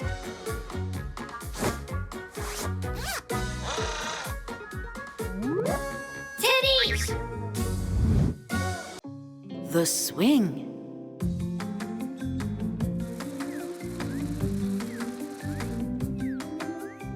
Marcia, check out what I can do. Sit down right now. You're going to fall. I'm not gonna fall. Did you hear what I said, Nolik? There's no need to worry at all. We're right here with him. Oh, yeah. Hold on tight, do you hear? I'm good. Great. We're almost done here. Papoose, look at you. Nolik, are you okay? It looks like his head's still on his shoulders. I'm sure next time he'll be more careful. There won't be a next time, you guys. That's all. We are done with swings here. And that's that. No, Marcia! Don't you have something to say? Yeah. We are done with swings here. Go inside the television and think about your behavior. You are grounded. You're being too hard on him. Have you forgotten how much you loved to swing when you were kids? I? Never ever. I love to swing. What? Who came up with the swing? It may have been the monkeys. They would swing on vines to jump as far as possible. And just for fun. Prehistoric man saw that and decided to give it a try. He even added a board. Then people thought of putting one log on top of another, and the seesaw was invented. Many years have passed, but the basic designs haven't changed. Only the materials are stronger now.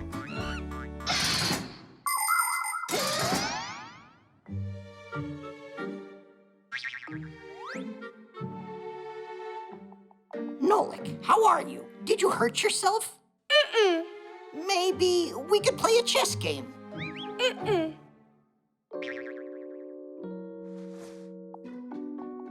You're upset, huh? You see, your parents, they worry about you a lot. You could have hurt yourself there. But nothing bad happened. Marcia and Papoose act like they were never kids before. Like they never played on a swing. It's just that everyone grows up and forgets what it was like. It's more like you grown-ups are boring.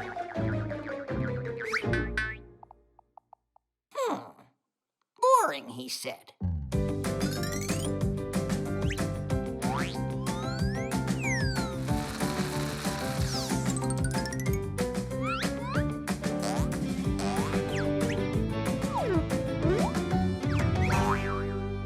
Nolik, did you think about what you did wrong?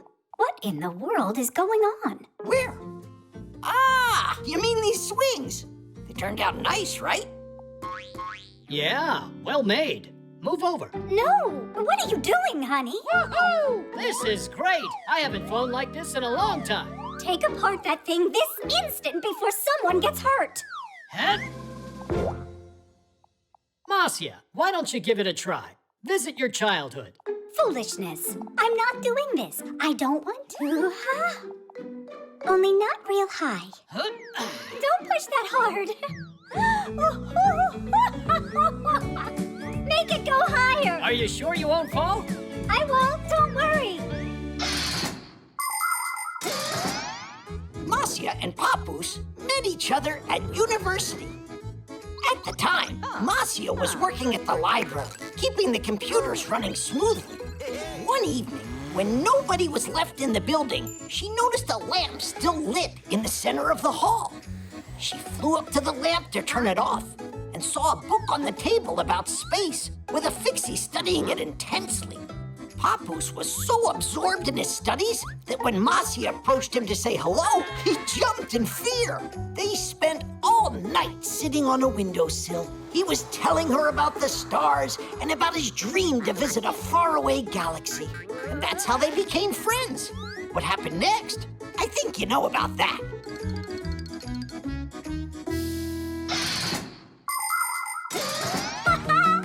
It's so fun! Woohoo! Marcia! Oh, you're swinging? You said we can't have a swing in here. This isn't fair. Nolik, I didn't mean to.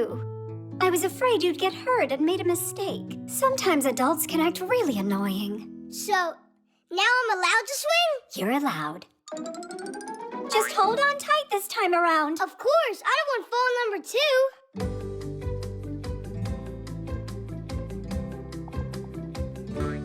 Are you ready to fly into space? Yeah! 1, 2, 3, go!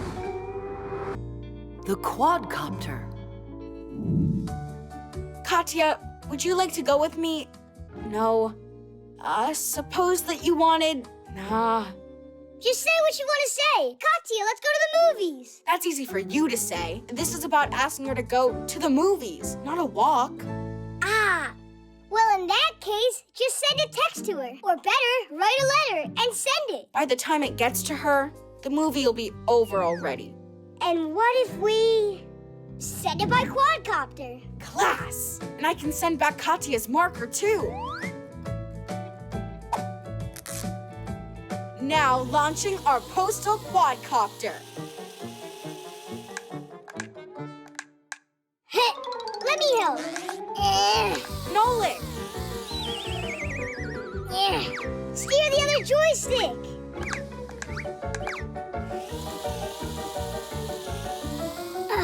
That was a good job.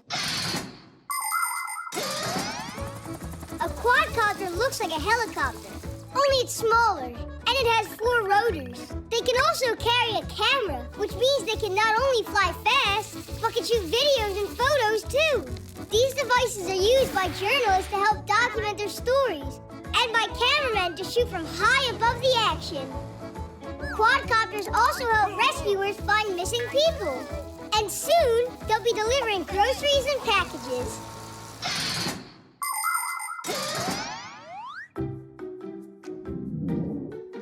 She's taping a note on it. Let's fly it back here.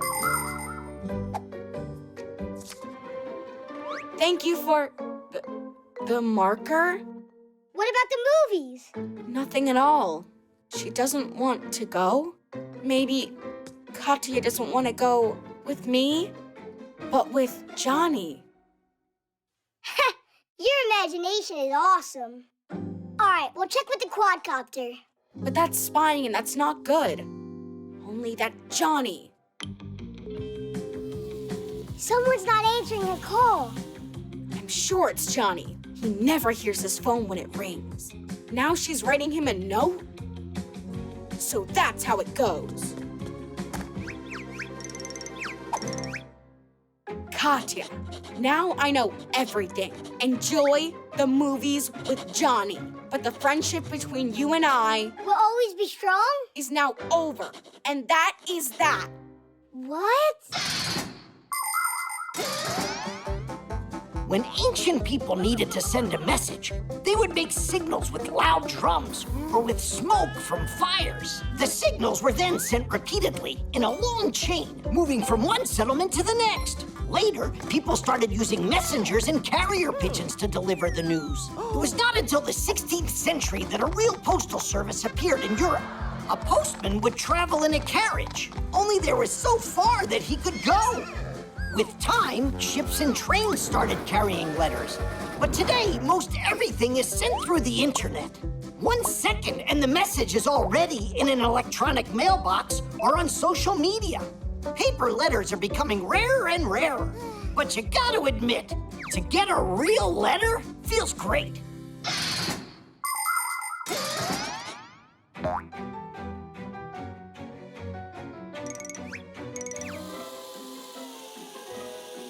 You sure you want to send that back to her? No, I want to hand it to her. But then she'll find out that we were spying. Katya?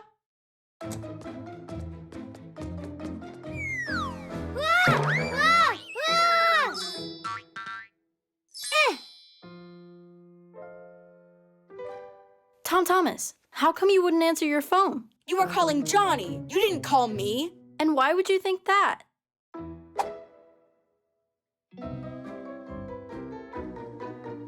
7 missed calls? That means... I was thinking that you and I, could just open this. But you were writing this note to Johnny. Hey, were you spying on me? No, Katya, it's all my fault. Please forgive me. Tom Thomas wanted to send you a letter. But it never got to you. It fell off the quadcopter.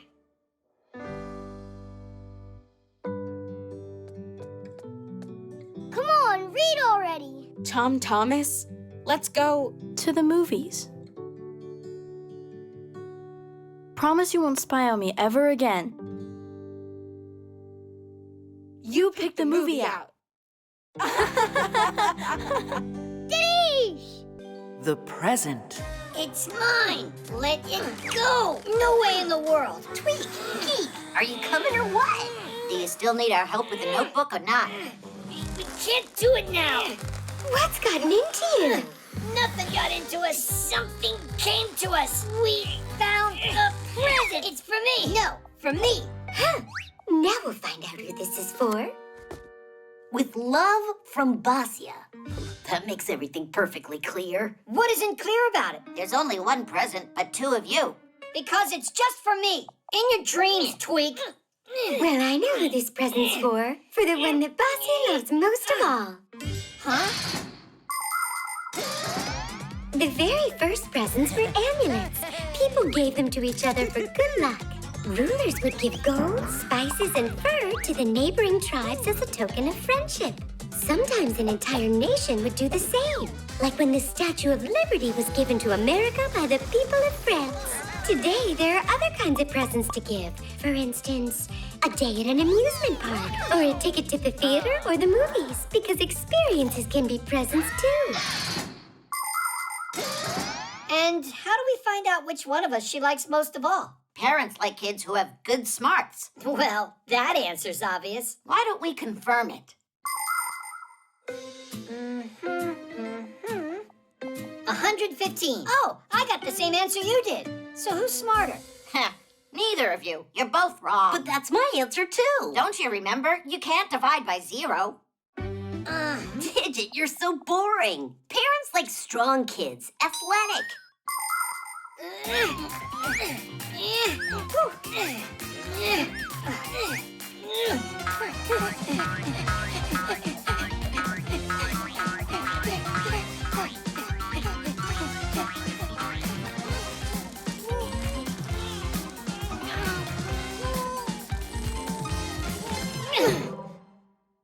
Who's smarter or stronger? Who cares?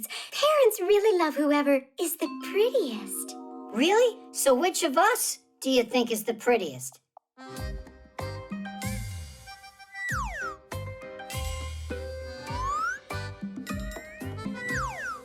Verda, stop stalling. What, you think it's so easy? You're identical. That's all. I have had enough. I'm the one that found it, so this present's for me. What? There's no way.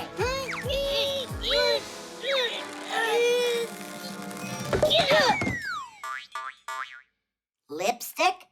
Who's it for, if I may ask? For the one of them that's the prettiest. I guess that this was meant for you. I don't think so, Tweak. It must be yours, not mine. Just take it. Hey, you're the one who found it first. Found what? Basia? You know, we happened to find your present. It was by chance, only we don't understand. Why do we need this lipstick?